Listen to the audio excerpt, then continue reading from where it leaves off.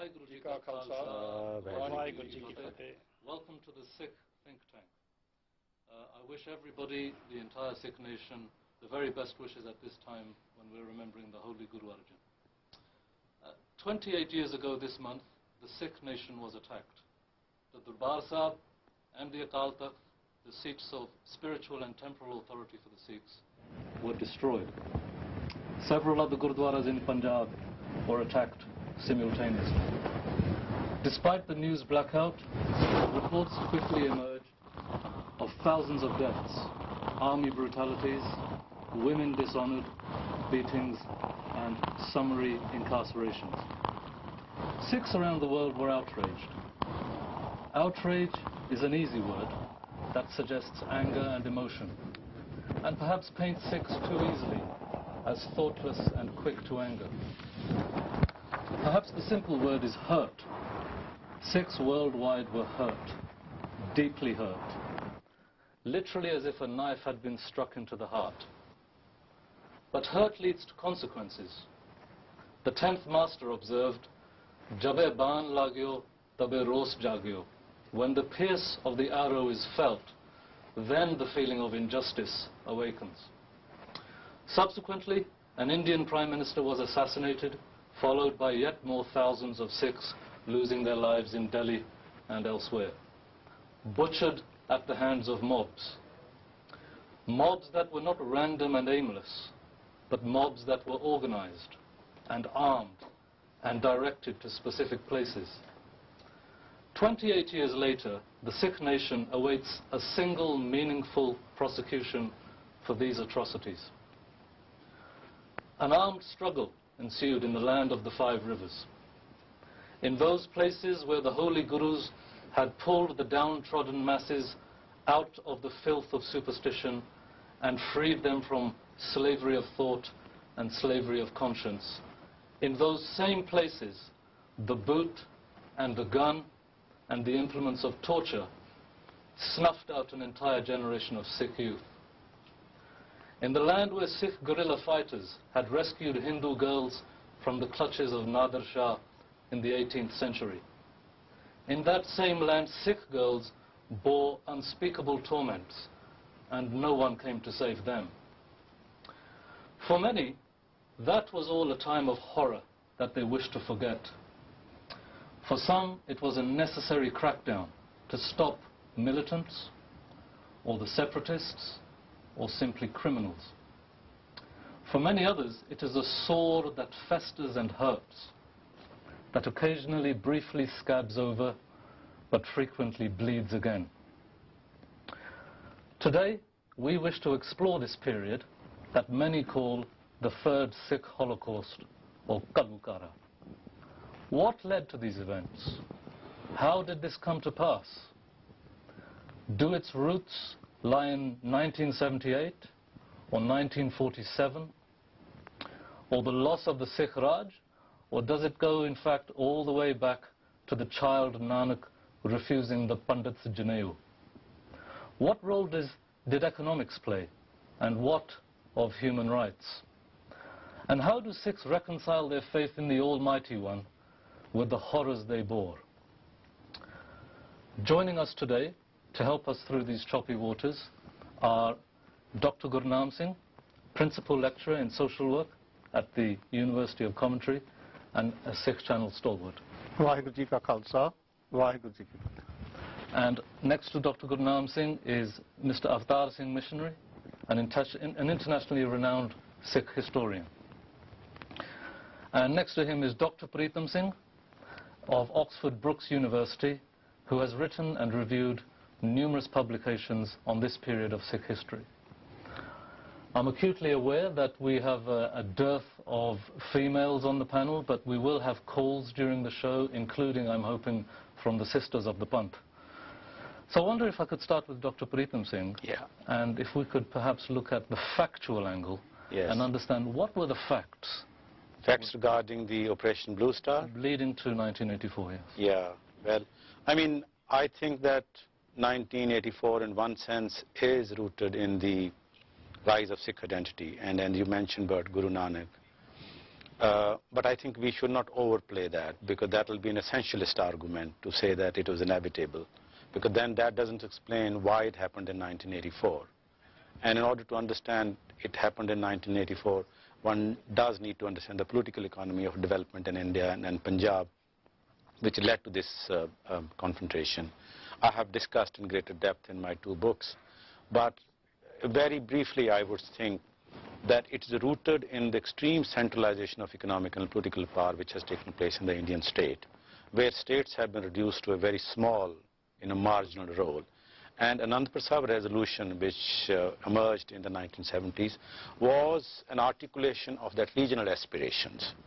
And all the demands around the Anand Prasad resolution, whether it's on having Punjab its own state capital, share in river waters, asking for certain facilities regarding industrial and agriculture development, territorial reorganization of which included giving back Punjabi-speaking states, are genuine democratic political demands.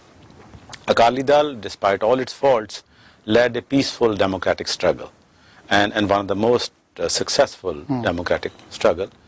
And Indira Gandhi that time played, in my assessment, the most notorious role. If I have to identify one individual who's responsible for this tragedy, it's Indira Gandhi. I don't mince any words on this. She saw this game, that here is a regional movement asking for certain devolution of political powers, raising certain regional demands. If she was a statesman of a bigger order, she could have looked upon this as a genuine regional demand, which, you can reach settlement. But she saw this as an opportunity that if she cracks down on this movement, she is going to get a massive approval from the rest of the Hindu population. And because anti-Sikh sentiments had been raised, especially in North India, and she saw that BJP is going to be her rival, if she reaches an peaceful settlement with Akalis, she will be seen as a weak woman, as a weak political leader. Would you say then, because you've brought Indira Gandhi into the equation very early on in our discussion, then 1975 is a crucial period then? Well, in one sense you're very right, because the emergency of 1975 is a continuation of this process of centralization. So she refused to reach a peaceful settlement. I mean, Harkishan Singh Surjit, the CPM leader, no friend of Akalis, he had written that 3 times there was almost complete agreement. Her own ministers had agreed with the Akali Misris. Last minute she would not agree, because she found that at that moment, if she cracks down sharply, she will be seen as a savior. She will be seen as a Durga Mata. In 1971, she had dismembered Pakistan, created Bangladesh, though I'm in favor of the creation of Bangladesh, and she won the election.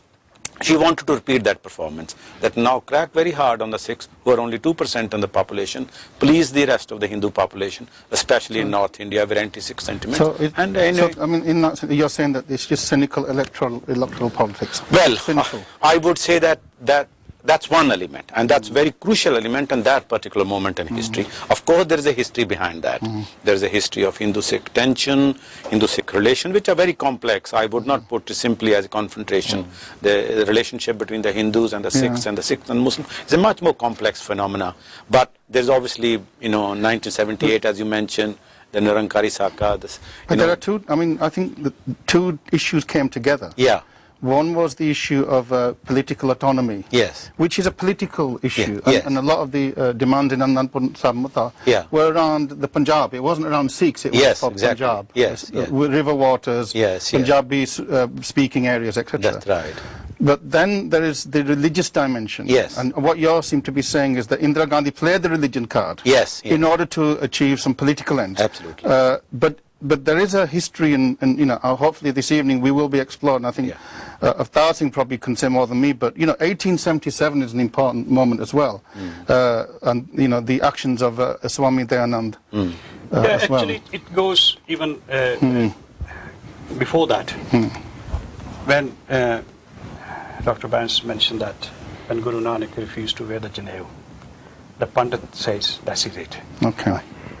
All the way in 1699, when the Khalsa was initiated, these high caste Brahmins and others came to Guru Gobind Singh Ji.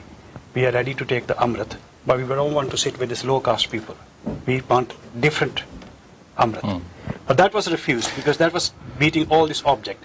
And that lobby, when you look into it, that's why Guru Sahib said, Jabe game pipran ki reet main na karu inki prati. That means we have to stay clear from that. You mentioned this Babar Bani, you mentioned the other things. I think the root cause is, if we say 1977, when the Sadhu Dayanand was there in Punjab. 1877, and Sadhu Dayanand was using the Sikh platform. Because they don't believe in the idealism, they believe in one God, they believe in the Vedas, and the Sikh provide the platform for them. But on other hand, when they have these roots in Punjab, then he starts speaking against Guru Nanak and Guru Nanak's thought. And then the debate with Jani Det Singh and everything there. Even before that, when you look at the challenges, in 1853, just 4 years after the completely Punjab was under the British rule, in Punjab, there was a 375 Christianity conversion centers was established. 375 in 4 years, 5 years. At the same period, the Hindu Arya Samaj was doing very hard to convert the Sikhs. As per the census, as per on the Sikh Raj, the Sikhs numbers was about 1 crore. Right? In 1861, there was only 18.5 lakhs, 1.85 million left, because everybody was converted to the other. So the other thing is, when after that there was only Sikhs who fought against the British rule. 98% of the sacrifices for the freedom of India is by the Sikhs. So what I'm hearing, if we sort of concentrate on the factual aspects, exactly, there is a long-running aspect which has many hundreds of years. Well, I can give you some more facts. Immediate ones which read but I think these are significant. 1920s, when there was the Gurdwara Lair movement, so that, and the Mahants who were controlling Gurdwaras, that the Arya Samajis were supporting the Mahants. Yes. They were saying that they should remain in power. They were supporting it. So the establishment of SGPC itself is a reaction, to some extent, a struggle against that was organizing the Sikhs on the one platform, the SGPC and the Shromani Akali Dal. And what I'm trying to say, the Sikhs fought against the British rule. And the Congress, at one stage, 1931, the All India Congress Party passed a resolution that All India Congress Party president have to be the president of Shromani Akali Dal. That's why Baba Khadak Singh was the president of Shromani Akali Dal and All India Congress Party.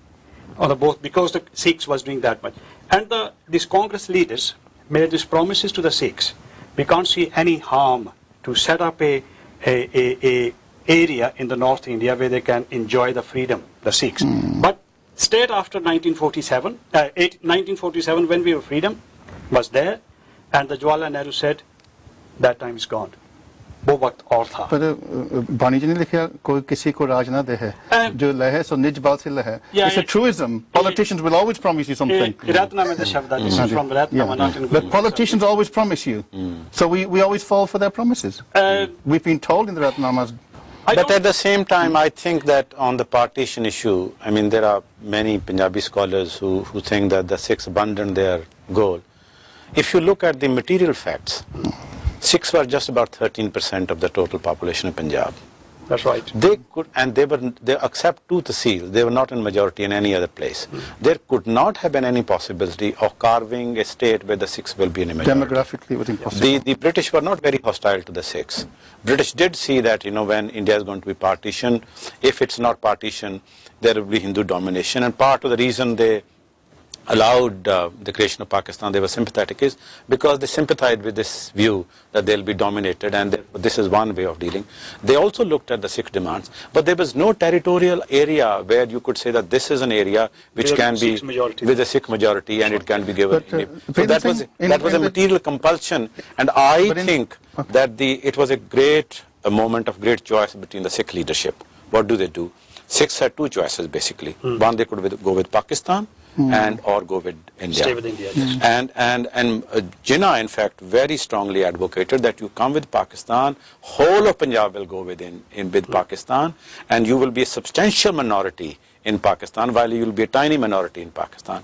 Now, one can differ with this, that Sikh leadership had a very difficult choice. And my understanding is that they made the right choice, that to side with India at that moment. They could not have a separate one. Choice was only. But also because of the history. Yes. I wonder if I could just concentrate on one thing. Because we've got plenty of time to talk about other things. We're dealing with 28 years ago, the events of 1984. Yes. And it's useful to have the historical context, and there's a long running sequence of things that lead up to it. Yes. But concentrating just on 1984 for a moment. Sure. You've mentioned the 1978 Nirankari, yes.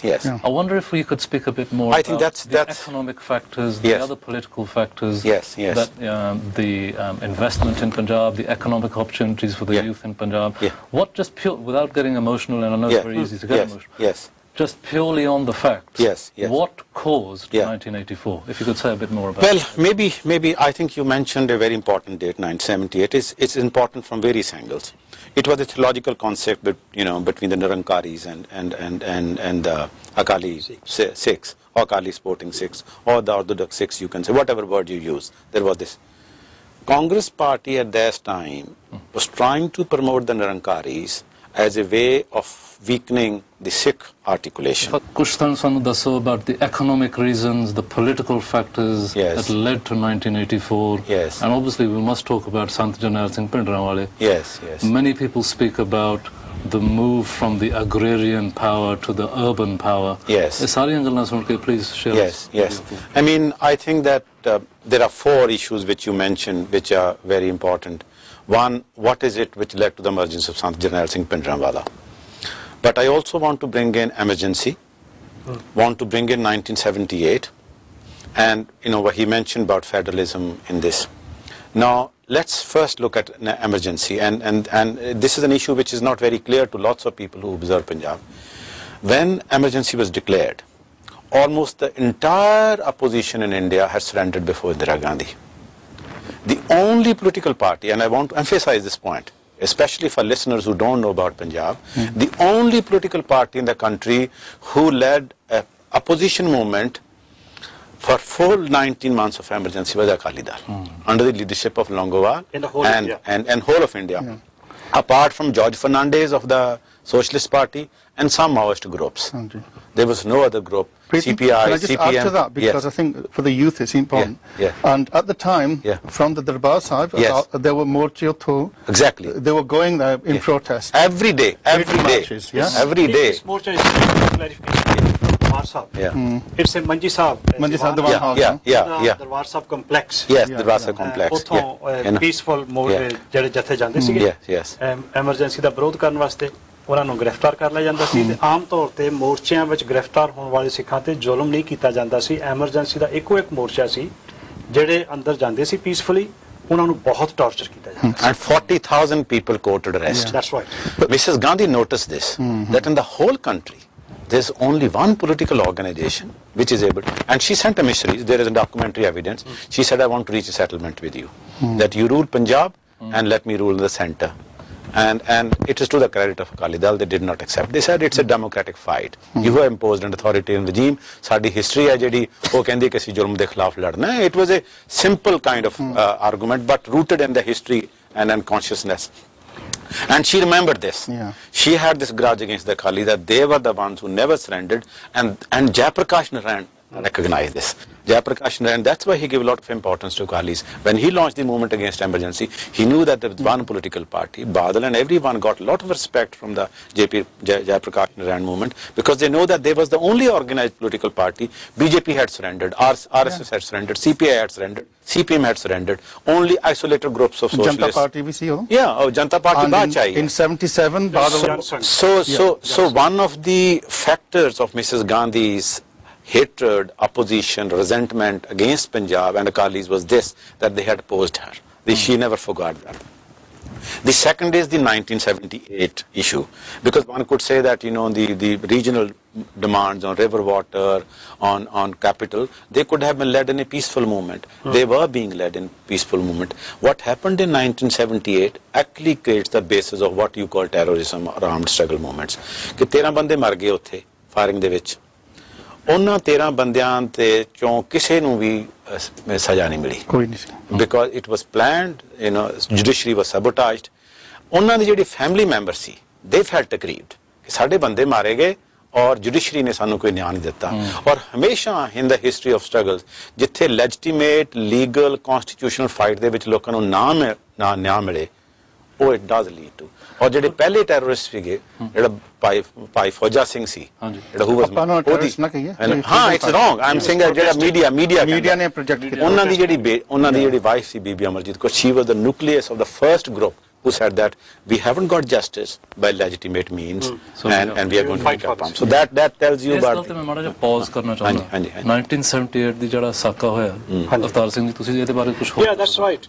ਜਦੋਂ ਨਾ ਕੀ ਹੁੰਦਾ ਹੈ ਕਿ ਜਿਹੜੀ ਕੌਮ ਨੂੰ ਦਬਾ ਕੇ ਰੱਖਣਾ ਹੋਵੇ ਨਾ ਪਹਿਲਾਂ ਉਹਨੂੰ ਆਰਥਿਕ ਤੌਰ ਤੇ ਕਮਜ਼ੋਰ ਕਰਨ ਦਾ ਯਤਨ ਕੀਤਾ ਜਾਂਦਾ ਹੈ ਫਿਰ ਜਿਹੜੀ ਉਹਦੀ ਸ਼ਕਤੀ ਦਾ ਸਰੋਤ ਹੋਵੇ ਨਾ ਤਾਂ ਸੋਰਸ ਆਫ ਸਟਰੈਂਥ ਸਿੱਖਾਂ ਦੇ ਜਿਹੜੇ ਸੋਰਸ ਆਫ ਸਟਰੈਂਥ ਹੈ ਉਹ ਧਾਰਮਿਕ ਬਿਲੀਫ ਹੈ ਗੁਰੂ ਗ੍ਰੰਥ ਸਾਹਿਬ ਦੇ ਉੱਤੇ ਬਿਲੀਫ ਅਕਾਲ ਤਖਤ ਸਾਹਿਬ ਦੇ ਉੱਤੇ ਉਹਨਾਂ ਦਾ ਨਿਸ਼ਚਾ ਉਸ ਬਿਲੀਫ ਨੂੰ ਤੋੜਨ ਵਾਸਤੇ ਇੰਡੀਅਨ ਗਵਰਨਮੈਂਟ ਨੇ ਇਹ ਜਿਹੜੇ ਲੋਕ ਸੀ ਨਾ ਨਿਰੰਕਾਰੀ ਮੰਡਲ ਵਰਗੇ ਜਾਂ ਹੋਰ ਦੇਹਧਾਰੀ ਜਾਂ ਗੁਰੂ ਡੰਬ ਵਾਲੇ ਜਿਹੜੇ ਸੀ ਉਹਨਾਂ ਨੂੰ ਪ੍ਰਮੋਟ ਕੀਤਾ ਸਿਰ ਪੰਜਾਬ ਦੇ ਵਿੱਚ ਲੈ ਕੇ ਪ੍ਰਮੋਟ ਕੀਤਾ ਤਾਂ ਕਿ ਇਹਨਾਂ ਦੇ ਜਿਹੜੇ ਵਿਸ਼ਵਾਸ ਹੈ ਨਾ ਇਹਨਾਂ ਦਾ ਜਿਹੜਾ ਗੁਰੂ ਗ੍ਰੰਥ ਸਾਹਿਬ ਦੇ ਉੱਤੇ ਗੁਰੂ ਪੰਥ ਦੇ ਉੱਤੇ ਅਕਾਲ ਤਖਤ ਸਾਹਿਬ ਪ੍ਰਤੀ ਜਿਹੜਾ ਇਹਨਾਂ ਦਾ ਸਮਰਪਣ ਦੀ ਭਾਵਨਾ ਹੈ ਉਹਨੂੰ ਵੀਕ ਕਰਨ ਵਾਸਤੇ ਇਹ ਸਾਰਾ ਕੁਝ ਨੂੰ ਵੀਕ ਕਰਨ ਵਾਸਤੇ ਕੀਤਾ ਗਿਆ ਨਹੀਂ ਤਾਂ ਕੋਈ ਕਾਰਨ ਨਹੀਂ ਸੀਗਾ ਕਿ ਅੰਮ੍ਰਿਤਸਰ ਸਾਹਿਬ ਦੀ ਧਰਤੀ ਦੇ ਉੱਤੇ ਇੱਕ ਜਿਹੜਾ ਉਸ ਵੇਲੇ ਡੀਸੀ ਸੀਗਾ ਉਹ ਵੀ ਨਿਰੰਕਾਰੀ ਸੀ ਨਿਰੰਜਨ ਸਿੰਘ ਉਹਦੇ ਰਾਹੀਂ ਸਾਰੀ ਪਰਮਿਸ਼ਨ ਦਿੱਤੀ ਗਈ ਔਰ ਸ਼ਰੇਆਮ ਸਾਰਾ ਦਿਨ ਉਹ ਸਿੱਖ ਗੁਰੂਆਂ ਦੇ ਸੰਬੰਧ 'ਚ ਸਿੱਖ ਇਤਿਹਾਸ ਦੇ ਸੰਬੰਧ ਵਿੱਚ ਸਿੱਖ ਪਰੰਪਰਾਵਾਂ ਦੇ ਰਹੁ ਰੀਤਾਂ ਦੇ ਸੰਬੰਧ ਵਿੱਚ ਉਹਦੇ ਅਗੇਂਸਟ ਬੋਲਦੇ ਰਹੇ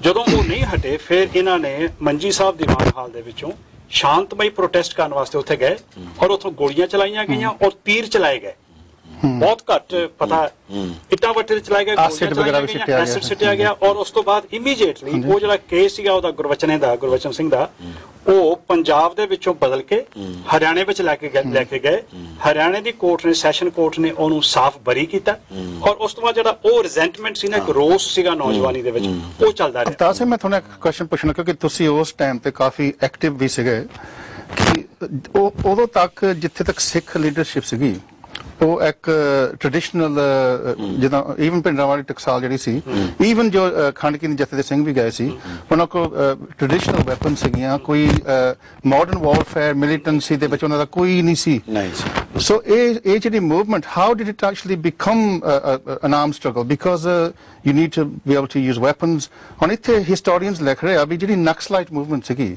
ਜਾਂ ਕੁਝ ਨਕਸਲਾਈਟ ਇਨਫਲੂਐਂਸ ਦੇ ਨੌਜਵਾਨ they came into the movement how true is this no this is very true actually ਜਿਹੜੀ ਗੱਲ ਨਾ ਡਾਕਟਰ ਸਾਹਿਬ ਨੇ ਕਹੀ ਨਾ ਰਾਜ ਪ੍ਰੀਤਮ ਸਿੰਘ ਹੋਰਾਂ ਨੇ ਪਹਿਲਾਂ ਭਈ ਜਿਹੜੀ ਪੰਜਾਬ ਦੇ ਨਾਲ ਧੱਕੇ ਕੀਤੇ ਜਾਂਦੇ ਸੀ ਤੇ ਪੰਜਾਬ ਦੇ ਖੂਨ ਦੇ ਵਿੱਚ ਹੈ ਕਿ ਆਪਣੇ ਜਿਹੜੇ ਧੱਕੇ ਹੋ ਰਹੇ ਉਹਨਾਂ ਦੇ ਸਾਹਮਣੇ ਸਰੈਂਡਰ ਨਹੀਂ ਕਰਨਾ ਫਾਈਟ ਕਰਨਾ ਤੇ ਜਦੋਂ अर्ਲੀ 70s ਦੇ ਵਿੱਚ ਇਹ ਨੈਕਸਲਾਈਟ ਮੂਵਮੈਂਟ ਜਿਹੜੀ ਹੈ ਉਹ ਆਈ ਪੰਜਾਬ ਦੇ ਵਿੱਚ ਉਸ ਵੇਲੇ ਕੀ ਸੀਗਾ ਕਿ ਹੋਰ ਕੋਈ ਨਹੀਂ ਸੀਗਾ ਕੋਈ ਮੂਵਮੈਂਟ ਜਿਹੜੀ ਉਹਨਾਂ ਦਾ ਸੀ ਵੀ ਜਿਹੜੀ ਨੈਕਸਲਾਈਟ ਮੂਵਮੈਂਟ ਸੀ it was basically a revolutionary communist Maoist movement actually it was Communist Party of India Marxwadi Leninwadi that was the name of the political name of that party ਉਹਨਾਂ ਨੇ ਹਥਿਆਰਬੰਦ ਲੜਾਈ ਲੜੀ ਉਸ ਵੇਲੇ ਦੇ ਸਿਸਟਮ ਦੇ ਖਿਲਾਫ ਤੇ ਉਹ ਲੜਾਈ ਲੜਦੇ ਜਿਹੜੀ ਉਹ ਬਹੁਤੀ ਕਾਮਯਾਬ ਹੋ ਨਾ ਸਕੀ ਉਸ ਵੇਲੇ ਦੀ ਜਿਹੜੀ ਪੰਜਾਬ ਦੀ ਗਵਰਨਮੈਂਟ ਸੀ ਪ੍ਰਕਾਸ਼ ਸਿੰਘ ਬਾਦਲ ਚੀਫ ਮਿਨਿਸਟਰ ਸੀ ਪ੍ਰਕਾਸ਼ ਸਿੰਘ ਬਾਦਲ ਦੀ ਚੀਫ ਮਿਨਿਸਟਰਸ਼ਿਪ ਥੱਲੇ ਬਹੁਤ ਸਾਰੇ ਨੈਕਸਲਾਈਟਸ ਜਿਹੜੇ ਸੀਗੇ ਉਹਨਾਂ ਨੂੰ ਪੁਲਿਸ ਮੁਕਾਬਲੇ ਬਣਾ ਕੇ ਮਾਰਿਆ ਗਿਆ ਔਰ ਉਹਨਾਂ ਵਿੱਚੋਂ ਬਹੁਤ ਸਾਰੇ ਐਸੇ ਲੋਕ ਮੈਂ ਬਹੁਤਿਆਂ ਨੂੰ ਨਿੱਜੀ ਤੌਰ ਤੇ ਵੀ ਜਾਣਦਾ ਉਹ ਫਿਰ ਜਦੋਂ ਇਹ ਪੰਜਾਬ ਦੇ ਵਿੱਚ ਇਹ ਮੂਵਮੈਂਟ ਚੱਲੀ ਨਾ 1978 ਤੋਂ ਬਾਅਦ ਜਦੋਂ ਸ਼ਾਂਤੀ ਦੇ ਨਾਲ ਆਪਣੇ ਧਾਰਮਿਕ ਰਵਾਇਤਾਂ ਦੀ ਰਾਖੀ ਕਰਨ ਦਾ ਜਿਹੜਾ ਰਸਤਾ ਬੰਦ ਕਰ ਦਿੱਤਾ ਗਿਆ ਫਿਰ ਉਹ ਜਿਹੜਾ ਯੂਥ ਸੀਗਾ ਉਹ ਕਹਿੰਦਾ ਵੀ ਠੀਕ ਹੈ ਫਿਰ ਲੜਨਾ ਸਾਡੇ ਖੂਨ 'ਚ ਹੈ ਸਰੈਂਡਰ ਨਹੀਂ ਅਸੀਂ ਕਰ ਸਕਦੇ ਗੁਲਾਮੀ ਅਸੀਂ ਸਵੀਕਾਰ ਨਹੀਂ ਕਰ ਸਕਦੇ ਤੇ ਫਿਰ ਉਹ ਟੈਂ ਨਾ ਮੰਨਣ ਕਿਸੇ ਦੀ ਵਾਲੀ ਜਿਹੜੀ ਗੱਲ ਹੈ ਨਾ ਪ੍ਰੋਫੈਸਰ ਪੂਰਨ ਸਿੰਘ ਵਾਲੀ ਉਹਦੇ ਮੁਤਾਬਕ ਉਹਨਾਂ ਨੇ ਫਿਰ ਇਸ ਮੂਵਮੈਂਟ ਦੇ ਵਿੱਚ ਹਥਿਆਰ ਫੜ ਕੇ ਜਿਹੜਾ ਸਮੇਂ ਦਾ ਸਿਸਟਮ ਸੀਗਾ ਜਿਹਦੇ ਰਾਹੀਂ ਪੰਜਾਬ ਦੇ ਸਿੱਖਾਂ ਨੂੰ ਤੇ ਪੰਜਾਬੀਆਂ ਦੇ ਨਾਲ ਵਿਤਕਰੇ ਕੀਤੇ ਜਾਂਦੇ ਸੀ ਉਹਨੂੰ ਉਹਨਾਂ ਨੇ ਚੈਲੰਜ ਕੀਤਾ ਔਰ ਜਿਹੜੇ ਕਈ ਆਪਾਂ ਜੇ ਪ੍ਰਮੁੱਖ ਉਹਦਾ ਲੀਡਰ ਸੀਗੇ ਜਿੱਦਾਂ ਜਥੇਦਾਰ ਵਧਾਵਾ ਸਿੰਘ ਭਾਈ ਤਰਸੇਮ ਸਿੰਘ ਉਹ ਵੀ ਆਪ ਖੁਦ ਨਕਸਲਾਈਟ ਲਹਿਰ ਦੇ ਵਿੱਚ ਸਾਰੇ ਨਕਸਲਾਈਟ ਲਹਿਰ ਦੇ ਵਿੱਚੋਂ ਆਏ ਔਰ ਜਿਹਨਾਂ ਦੀ ਤੁਸੀਂ ਗੱਲ ਕਰਦੇ ਹੋ ਵਧਾਵਾ ਸਿੰਘ ਇਹ ਸੈਕੰਡ ਲਾਈਨ ਦੇ ਲੀਡਰ ਹੁੰਦੇ ਸੀ ਉਦੋਂ ਅੱਜ ਕੱਲ ਪਹਿਲੀ ਲਾਈਨ ਦੇ ਲੀਡਰ ਆਏ ਇਹਨਾਂ ਦਾ ਪਿਛੋਕੜ ਵੀ ਨਕਸਲਾਈਟ ਸੀ ਤੇ ਬਹੁਤ ਸਾਰੇ ਸੰਤ ਜਰਨੈਲ ਸਿੰਘ ਭਿੰਡਰਾਂ ਵਾਲੇ ਦੇ ਜਿਹੜੇ ਆਸ-ਪਾਸ ਰਹਿਣ ਵਾਲੇ ਖਾੜਕੂ ਸੀ ਉਹਨਾਂ ਦਾ ਪਿਛੋਕੜ ਵੀ ਨੈਕਸਲਾਈਟ ਸੀ ਦੂਸਰੀ ਗੱਲ ਨੈਕਸਲਾਈਟ ਲਹਿਰ ਜਿਹੜੀ ਸੀਗੀ ਉਹ ਕਿਉਂਕਿ ਕਮਿਊਨਿਸਟ ਪਾਰਟੀ ਉਹਨੂੰ ਲੀਡ ਕਰਦੀ ਸੀ ਉਹ ਨਾਸਤਿਕਤਾ ਦੇ ਉੱਤੇ ਟਿਕੀ ਹੋਈ ਸੀ ਤੇ ਪੰਜਾਬ ਤਾਂ ਜਿਉਂਦਾ ਗੁਰਾਂ ਦੇ ਨਾਂ ਤੇ ਪੰਜਾਬ ਦੇ ਵਿੱਚ ਕੋਈ ਐਸੀ ਲਹਿਰ ਕਾਮਯਾਬ ਨਹੀਂ ਹੋ ਸਕਦੀ ਜਿਹੜੀ ਨਾਸਤਿਕਤਾ ਤੇ ਆਧਾਰਿਤ ਹੋਵੇ। ਇਸ ਕਰਕੇ ਪੰਜਾਬ ਦਾ ਕਮਿਊਨਿਸਟ ਜਿਹੜਾ ਗਰੁੱਪ ਹੈ ਉਹ ਕਦੇ ਕਾਮਯਾਬ ਨਹੀਂ ਹੋ ਸਕਿਆ। ਇਹਨਾਂ ਨੌਜਵਾਨਾਂ ਨੇ ਪਹਿਲਾਂ ਜਿਹੜੇ ਨਾਸਤਿਕਤਾ ਦੇ ਨਾਮ ਤੇ ਲੜਦੇ ਸੀ, ਇਹ ਤੁਹਾਡੀ ਗੱਲ ਬਿਲਕੁਲ ਠੀਕ ਹੈ, ਪਰ ਕਿਉਂਕਿ ਤੁਸੀਂ ਸ਼ੁਰੂ ਕੀਤਾ ਸੀ ਵੀ ਇਹ ਗੁਰੂ ਨਾਨਕ ਦੇਵ ਜੀ ਤੋਂ ਜਾਣੀ ਕਿ ਇਹ ਲਹਿਰ ਹੈਗੀ, ਇਹ ਇੱਕ ਸਭ ਸਾਂਝੀ ਬਾਲਤਾ ਦੀ ਲਹਿਰ, ਮਾਨਸ ਕੀ ਜਾਤ ਸਭ ਕਿ ਪਛਾਣਬੋ, ਕੁਝ ਕਿ ਦੀ ਆਈਡੀਓਲੋਜੀ ਜਿਹੜੀ ਸੀਗੀ ਕਾਸਟ ਸਿਸਟਮ ਨੂੰ ਡਿਸਟਰੋਏ ਕਰਨਾ, ਬ੍ਰਾਹਮਣਵਾਦ ਨੂੰ ਡਿਸਟਰੋਏ ਕਰਨਾ, ਕੋਈ ਮੇਲ ਰੱਖਦੀ ਸੀ ਕਿ ਨਹੀਂ? ਮੇਰਾ ਜਦੋਂ ਮੈਂ ਮਤਲਬ ਮਿਸ਼ਨਰੀ ਕਾਲਜ ਪੜ੍ਹਦਾ ਹੁੰਦਾ ਸੀ ਤੇ ਮੇਰਾ ਸਬਜੈਕਟ ਸੀ ਸਿੱਖੀ ਤੇ ਸਮਾਜਵਾਦ, comparative studies between the Marx and Guru Nanak. ਹੁਣ ਗੁਰੂ ਨਾਨਕ ਦੀ ਜਿਹੜੀ ਸੋਚ ਜਿਹੜੀ 1469 ਤੋਂ ਸ਼ੁਰੂ ਹੋਈ ਤੇ ਮਾਰਕਸ ਨੇ ਬਾਅਦ ਵਿੱਚ ਦਿੱਤੀ, ਉਹ ਗੁਰੂ ਨਾਨਕ ਦੀ ਸੋਚ ਬਿਲਕੁਲ ਉਹੀ ਸੋਚ ਹੈ ਜਿਹੜੀ ਬਾਅਦ ਦੇ ਵਿੱਚ ਮਾਰਕਸ ਨੇ ਕੀਤੀ। ਮਾਸਕੋ ਯੂਨੀਵਰਸਿਟੀ ਨੇ 1969 ਚ ਕਿਤਾਬ ਲਿਖੀ ਗੁਰੂ ਨਾਨਕ, ਉਹਦੇ ਵਿੱਚ ਮਾਸਕੋ ਯੂਨੀਵਰਸਿਟੀ ਦਾ ਵਾਈਸ ਚਾਂਸਲਰ ਸੀ KJ ਅਸ਼ਰਫਿਆਨ, ਪੰਜਾਬੀ ਟ੍ਰਾਂਸਲੇਸ਼ਨ ਸੀ, ਤੇ ਉਹਦੇ ਵਿੱਚ ਉਹ ਲਿਖਦਾ ਹੈ ਕਿ ਬਿਨਾਂ ਸ਼ੱਕ ਗੁਰੂ ਨਾਨਕ ਦਾ ਜਿਹੜਾ ਸਿਧਾਂਤ ਹੈ ਉਹ ਮਾਰਕਸ ਦੇ ਸਿਧਾਂਤ ਦਾ ਮੁਲਾਂਕਣ ਕਰਦਾ ਹੈ, ਮਤਲਬ ਮਾਰਕਸ ਦੇ ਸਿਧਾਂਤ ਦੀ ਪੂਰਤੀ ਕਰਦਾ ਹੈ। ਐਕਚੁਅਲੀ ਉਲਟਾ ਹੈ, ਗੁਰੂ ਨਾਨਕ ਦਾ ਸਿਧਾਂਤ ਮਾਰਕਸ ਨਾਲੋਂ ਬਹੁਤ ਸਮਾਂ ਪਹਿਲਾਂ ਹੋ ਗਿਆ ਸੀ, ਮਾਰਕਸ ਦਾ ਸਿਧਾਂਤ ਜਿਹੜਾ ਗੁਰੂ ਨਾਨਕ ਦੇ ਸਿਧਾਂਤ ਦੀ ਹੀ ਪੂਰਤੀ ਕਰਦਾ ਹੈ, ਜਿਹੜੀ ਮੈਂ ਗੱਲ ਕਰਨੀ ਚਾਹੁੰਦਾ ਸੀ। ਜਿਹੜੇ ਪੰਜਾਬ ਦੇ ਵਿੱਚ ਵਿਤਕਰੇ ਸੀ ਪੰਜਾਬ ਦੇ ਨਾਲ ਹੋ ਰਿਹਾ, ਉਹ ਕਿਸੇ ਵੀ ਤਰੀਕੇ ਨਾਲ ਸੀ। 1947 ਤੋਂ ਬਾਅਦ ਇਮੀਡੀਏਟਲੀ ਉਹ ਸਿੱਖ ਜਿਹੜੇ ਪੰਜਾਬ ਦੇ ਵਿੱਚੋਂ ਬ੍ਰਿਟਿਸ਼ ਗਵਰਨਮੈਂਟ ਦੇ ਖਿਲਾਫ, ਬ੍ਰਿਟਿਸ਼ ਰੂਲ ਦੇ ਖਿਲਾਫ ਲੜਦੇ ਰਹੇ ਇੰਡੀਆ ਦੀ ਆਜ਼ਾਦੀ ਵਾਸਤੇ, ਉਹਨਾਂ ਨੂੰ ਖਤਮ ਕਰਨ ਵਾਸਤੇ ਜਿਹੜਾ ਇੰਡੀਆ ਦੀ ਸਰਕਾਰ ਸੀ ਉਹਨਾਂ ਨੇ ਆਪਣੀਆਂ ਜਿਹੜੇ ਪ੍ਰੋਗਰਾਮ ਸੀ ਉਹ ਲਿਖਣੇ ਸ਼ੁਰੂ ਕਰਤੇ। ਰਾਈਟ ਫਰਮ 1948 ਕਦੇ ਇਹਨਾਂ ਨੂੰ ਜਰਾਇਮ ਪੇਸ਼ਾ ਕੌਮ ਕਿਹਾ, ਫਿਰ ਪੰਜਾਬ ਦੇ ਨਾਲ ਇਕਨੋਮੀ ਦੇ ਨਾਂ ਦੇ ਤੋਂ ਧੱਕੇ ਹੋਣੇ ਸ਼ੁਰੂ ਹੋਏ। 1955 ਦੇ ਵਿੱਚ ਹਿੰਦੂ ਕੋਡ ਬਿੱਲ ਪਾਸ ਕਰਤਾ, ਜਿਹਦੀ ਵਿਧਾਨ ਦੀ ਧਾਰਾ 25A ਤੇ 25B ਦੇ ਰਾਹੀਂ ਫਿਰ ਸਿੱਖਾਂ ਨੂੰ, ਬੋਧੀਆਂ ਨੂੰ ਤੇ ਜੈਨੀਆਂ ਨੂੰ ਹਿੰਦੂ ਡਿਕਲੇਅਰ ਕਰ ਦਿੱਤਾ। ਇਹ ਵੀ ਮਸਲੇ ਸੀ। ਪੰਜਾਬੀ ਸੂਬਾ ਨਾਮ ਬਣਨ ਦੇ ਮਸਲੇ ਸੀ। ਇਸ ਤਰੀਕੇ ਦੀਆਂ ਸਾਰੀਆਂ ਗੱਲਾਂ ਇਹ ਚੱਲਦੀਆਂ ਰਹੀਆਂ। ਫਿਰ ਇੱਕ ਐਸੀ ਸਟੇਜ ਆਈ ਜਦੋਂ ਪੰਜਾਬੀ ਸੂਬਾ ਬਣ ਵੀ ਗਿਆ, ਪੰਜਾਬੀ ਬੋਲਦੇ ਇਲਾਕੇ ਬਾਹਰ ਰੱਖ ਦਿੱਤੇ ਗਏ, ਪੰਜਾਬ ਦੇ ਪਾਣੀ ਤੇ ਜਿਹੜੀ ਬਿਜਲੀ ਹੈ ਉਹਦੇ ਉੱਤੇ ਭਾਖੜਾ ਬਿਆਸ ਮੈਨੇਜਮੈਂਟ ਬੋਰਡ ਬਣਾ ਕੇ ਸੈਂਟਰਲ ਗਵਰਨਮੈਂਟ ਦੇ ਅੰਡਰ ਉਹਦਾ ਕੰਟਰੋਲ ਆਪਣੇ ਹੱਥ ਵਿੱਚ ਰੱਖ ਲਿਆ। ਜਦੋਂ ਇਹ ਮਸਲੇ ਕਿਤੇ ਖਤਮ ਨਾ ਹੁੰਦੇ ਆਏ, ਫਿਰ ਸ਼੍ਰੋਮਣੀ ਅਕਾਲੀ ਦਲ ਨੇ, ਡਾਕਟਰ ਸਾਹਿਬ ਨੇ ਬੜੀ ਅੱਛੀ ਗੱਲ ਕੀਤੀ ਉਹਨਾਂ ਦੇ ਬੈਕਗ੍ਰਾਉਂਡ ਤੇ, ਆਈ ਐਪਰੀਸ਼ੀਏਟ ਦੈਟ, ਪਰ ਸ਼੍ਰੋਮਣੀ ਅਕਾਲੀ ਦਲ ਨੇ 1972 ਦੇ ਵਿੱਚ ਇੱਕ ਪ੍ਰੋਗਰਾਮ ਬਣਾਇਆ ਕਿ ਇਹ ਨਿਤ ਦੀ ਲੜਾਈ ਨਾਲੋਂ ਇੱਕ ਆਰ-ਪਾਰ ਦੀ ਲੜਾਈ ਲੜ ਲਈ ਜਾਏ। ਉਹਨਾਂ ਨੇ ਇੱਕ ਸਬ ਕਮੇਟੀ ਬਣਾਈ ਸੁਰਜੀਤ ਸਿੰਘ ਬਰਨਾਲੇ ਦੀ ਅਗਵਾਈ ਹੇਠ, ਚੇਅਰਮੈਨਸ਼ਿਪ ਥੱਲੇ, ਪੰਜਾਬ ਵਿੱਚ ਸ਼੍ਰੋਮਣੀ ਅਕਾਲੀ ਦਾ ਪਾਲਿਸੀ ਪ੍ਰੋਗਰਾਮ ਡਿਕਲੇਅਰ ਕਰਨ ਵਾਸਤੇ। ਉਹ ਜਿਹੜਾ ਪਾਲਿਸੀ ਪ੍ਰੋਗਰਾਮ ਸੀ ਉਹ 1973 ਦੇ ਵਿੱਚ ਆਨੰਦਪੁਰ ਸਾਹਿਬ ਵਿਖੇ ਅਕਾਲੀ ਦਲ ਦੀ, ਸ਼੍ਰੋਮਣੀ ਅਕਾਲੀ ਦਲ ਦੀ ਐਗਜ਼ੈਕਟਿਵ ਕਮੇਟੀ ਨੇ ਪਾਸ ਕੀਤਾ। ਉਹ ਜਿਹੜਾ ਪਾਲਿਸੀ ਪ੍ਰੋਗਰਾਮ ਸੀ ਉਹ ਆਨੰਦਪੁਰ ਸਾਹਿਬ ਦਾ ਜਿਹੜਾ ਮਤਾ ਹੈ ਉਹਦੇ ਕਰਕੇ ਮਸ਼ਹੂਰ ਹੋਇਆ। ਉਹ ਜਿਹੜਾ ਆਨੰਦਪੁਰ ਸਾਹਿਬ ਦਾ ਮਤਾ ਸੀ ਉਹਦੇ ਵਿੱਚ ਜਿਹੜਾ ਸਿੱਖ ਪੰਥ ਦਾ ਰਾਜਸੀ ਨਿਸ਼ਾਨਾ ਮਿਥਿਆ ਗਿਆ, ਸ਼੍ਰੋਮਣੀ ਅਕਾਲੀ ਦਲ ਦਾ ਰਾਜਸੀ ਨਿਸ਼ਾਨਾ ਨਿਸ਼ਚਿਤ ਤੌਰ ਤੇ ਸਾਹਿਬ ਦਸਮ ਪਾਤਸ਼ਾਹ ਦੇ ਆਦੇਸ਼ਾਂ, ਸਿੱਖ ਇਤਿਹਾਸ ਦੇ ਪੰਨਿਆਂ ਤੇ ਖਾਲਸਾ ਪੰਥ ਦੇ ਮਨ ਮੰਦਰ ਵਿੱਚ ਉਕਰਿਆ ਚਲਿਆ ਆ ਰਿਹਾ ਹੈ, ਜਿਸ ਦਾ ਮਨੋਰਥ ਖਾਲਸਾ ਜੀ ਦੇ ਬੋਲ ਵਾਲੇ ਹੈ। ਖਾਲਸਾ ਜੀ ਦੇ ਇਸ ਜਨਮ ਸਿੱਧ ਅਧਿਕਾਰ ਨੂੰ ਦ੍ਰਿਸ਼ਟੀਮਾਨ ਕਰਨ ਲਈ ਲੋੜੀਂਦੇ ਦੇਸ਼ਕਾਲ ਤੇ ਰਾਜਸੀ ਵਿਧਾਨ ਦੀ ਸਿਰਜਣਾ ਪ੍ਰਾਪਤੀ ਸ਼੍ਰੋਮਣੀ ਅਕਾਲੀ ਦਲ ਦੇ ਬੁਨਿਆਦੀ ਢਾਂਚੇ ਦੀ ਨੀਂਹ ਹੈ। ਜਿਹੜੀ ਨਕਸਲਾਈਟ ਮੂਵਮੈਂਟ ਦੀ ਤੇ ਇਹਦੀ ਗੱਲ ਕਰ ਰਹੇ ਹੋ, ਇਹ ਬਹੁਤ ਇੰਟਰਸਟਿੰਗ ਚੈਪਟਰ ਹੈ ਪੰਜਾਬ ਦੀ ਰੀਸੈਂਟ ਹਿਸਟਰੀ ਦੇ ਵਿੱਚ, ਕਿ ਕਿਵੇਂ ਹੋ ਸਕਦਾ ਹੈ ਕਿ ਇੱਕ ਮੂਵਮੈਂਟ ਜਿਹੜੀ ਨਾਸਤਿਕ ਹੈ ਉਹਦੇ ਫਾਲੋਅਰਸ ਇੱਕ ਮੂਵਮੈਂਟ ਜਿਹਨੂੰ ਕਿ ਅਸੀਂ ਰਿਲੀਜੀਅਸ ਕਹਿੰਦੇ ਹਾਂ ਉਹਦੇ ਨਾਲ ਜੁੜੇ ਆ। ਉਹਦੇ 'ਚ ਇੱਕ ਕਾਮਨੈਲਿਟੀ ਹੈ, ਉਹਨੂੰ ਸਮਝਣ ਦੀ ਲੋੜ ਹੈ ਕਿ ਨਕਸਲਾਈਟ ਟੈਂਡੈਂਸੀ ਹੈ ਜਿਹੜੀ ਕਮਿਊਨਿਸਟ ਮੂਵਮੈਂਟ ਦੇ ਵਿੱਚ ਇੰਡੀਆ ਦੇ ਵਿੱਚ, ਇੱਕੋ ਟੈਂਡੈਂਸੀ ਹੈ ਜਿਹੜੀ ਇੰਡੀਅਨ ਨੂੰ ਸਲਮਸ ਜਿਹਨੂੰ ਆਪਾਂ ਪੰਜਾਬੀ ਝੁੱਗੀਆਂ ਕਹਿੰਦੇ ਆ, ਉਹਨਾਂ ਝੁੱਗੀਆਂ ਦੇ ਵਿੱਚ ਆਪਾਂ ਜਾਵਾਂਗੇ, ਉਹਨਾਂ ਦੇ ਮਾਤਾ ਪਿਤਾ ਨੂੰ ਪੁੱਛਾਂਗੇ, ਉਹਨਾਂ ਦੇ ਨਾਲ ਆਪਾਂ ਰਾਬਤਾ ਕਰਾਂਗੇ। ਆਪ ਦੇਖੋਗੇ ਕਿ ਕਿਸ ਤਰ੍ਹਾਂ ਦਾ ਜੀਵਨ ਨੂੰ ਬਤੀਤ ਕਰ ਰਹੇ ਨੇ। ਅਸਲ ਦੇ ਵਿੱਚ ਆਤਮਿਕ ਪੱਖੋਂ ਕਿਸੇ ਨੂੰ ਉੱਪਰ ਉਠਾਉਣਾ ਧਰਮ ਹੈ, ਲੇਕਿਨ ਸਰੀਰਕ ਔਰ ਜਿਸਮਾਨੀ ਪੱਖੋਂ ਧਰਮ ਦੇ ਅਧੀਨ ਹੀ ਇਹ ਆਉਂਦਾ ਹੈ ਕਿ ਆਪਾਂ ਉਸ ਪੱਖੋਂ ਸੇਵਾ ਕਰ ਸਕੀਏ ਤਾਂ ਕਿ ਉਹ ਆਪਣੀ ਜ਼ਿੰਦਗੀ ਦੇ ਵਿੱਚ ਇਨਸਾਨੀਅਤ ਦੇ ਨਾਤੇ ਕੋਈ ਮੁਕਾਮ ਬਣਾ ਸਕੇ। ਇਸ ਦੀ ਲੋੜ ਹੈ ਇੱਕ ਚੰਗੇ ਇਨਸਾਨ ਦੀ, ਜਿਸ ਨੂੰ ਆਪਾਂ ਗੁਰਸਿੱਖ ਕਹਿ ਸਕੀਏ।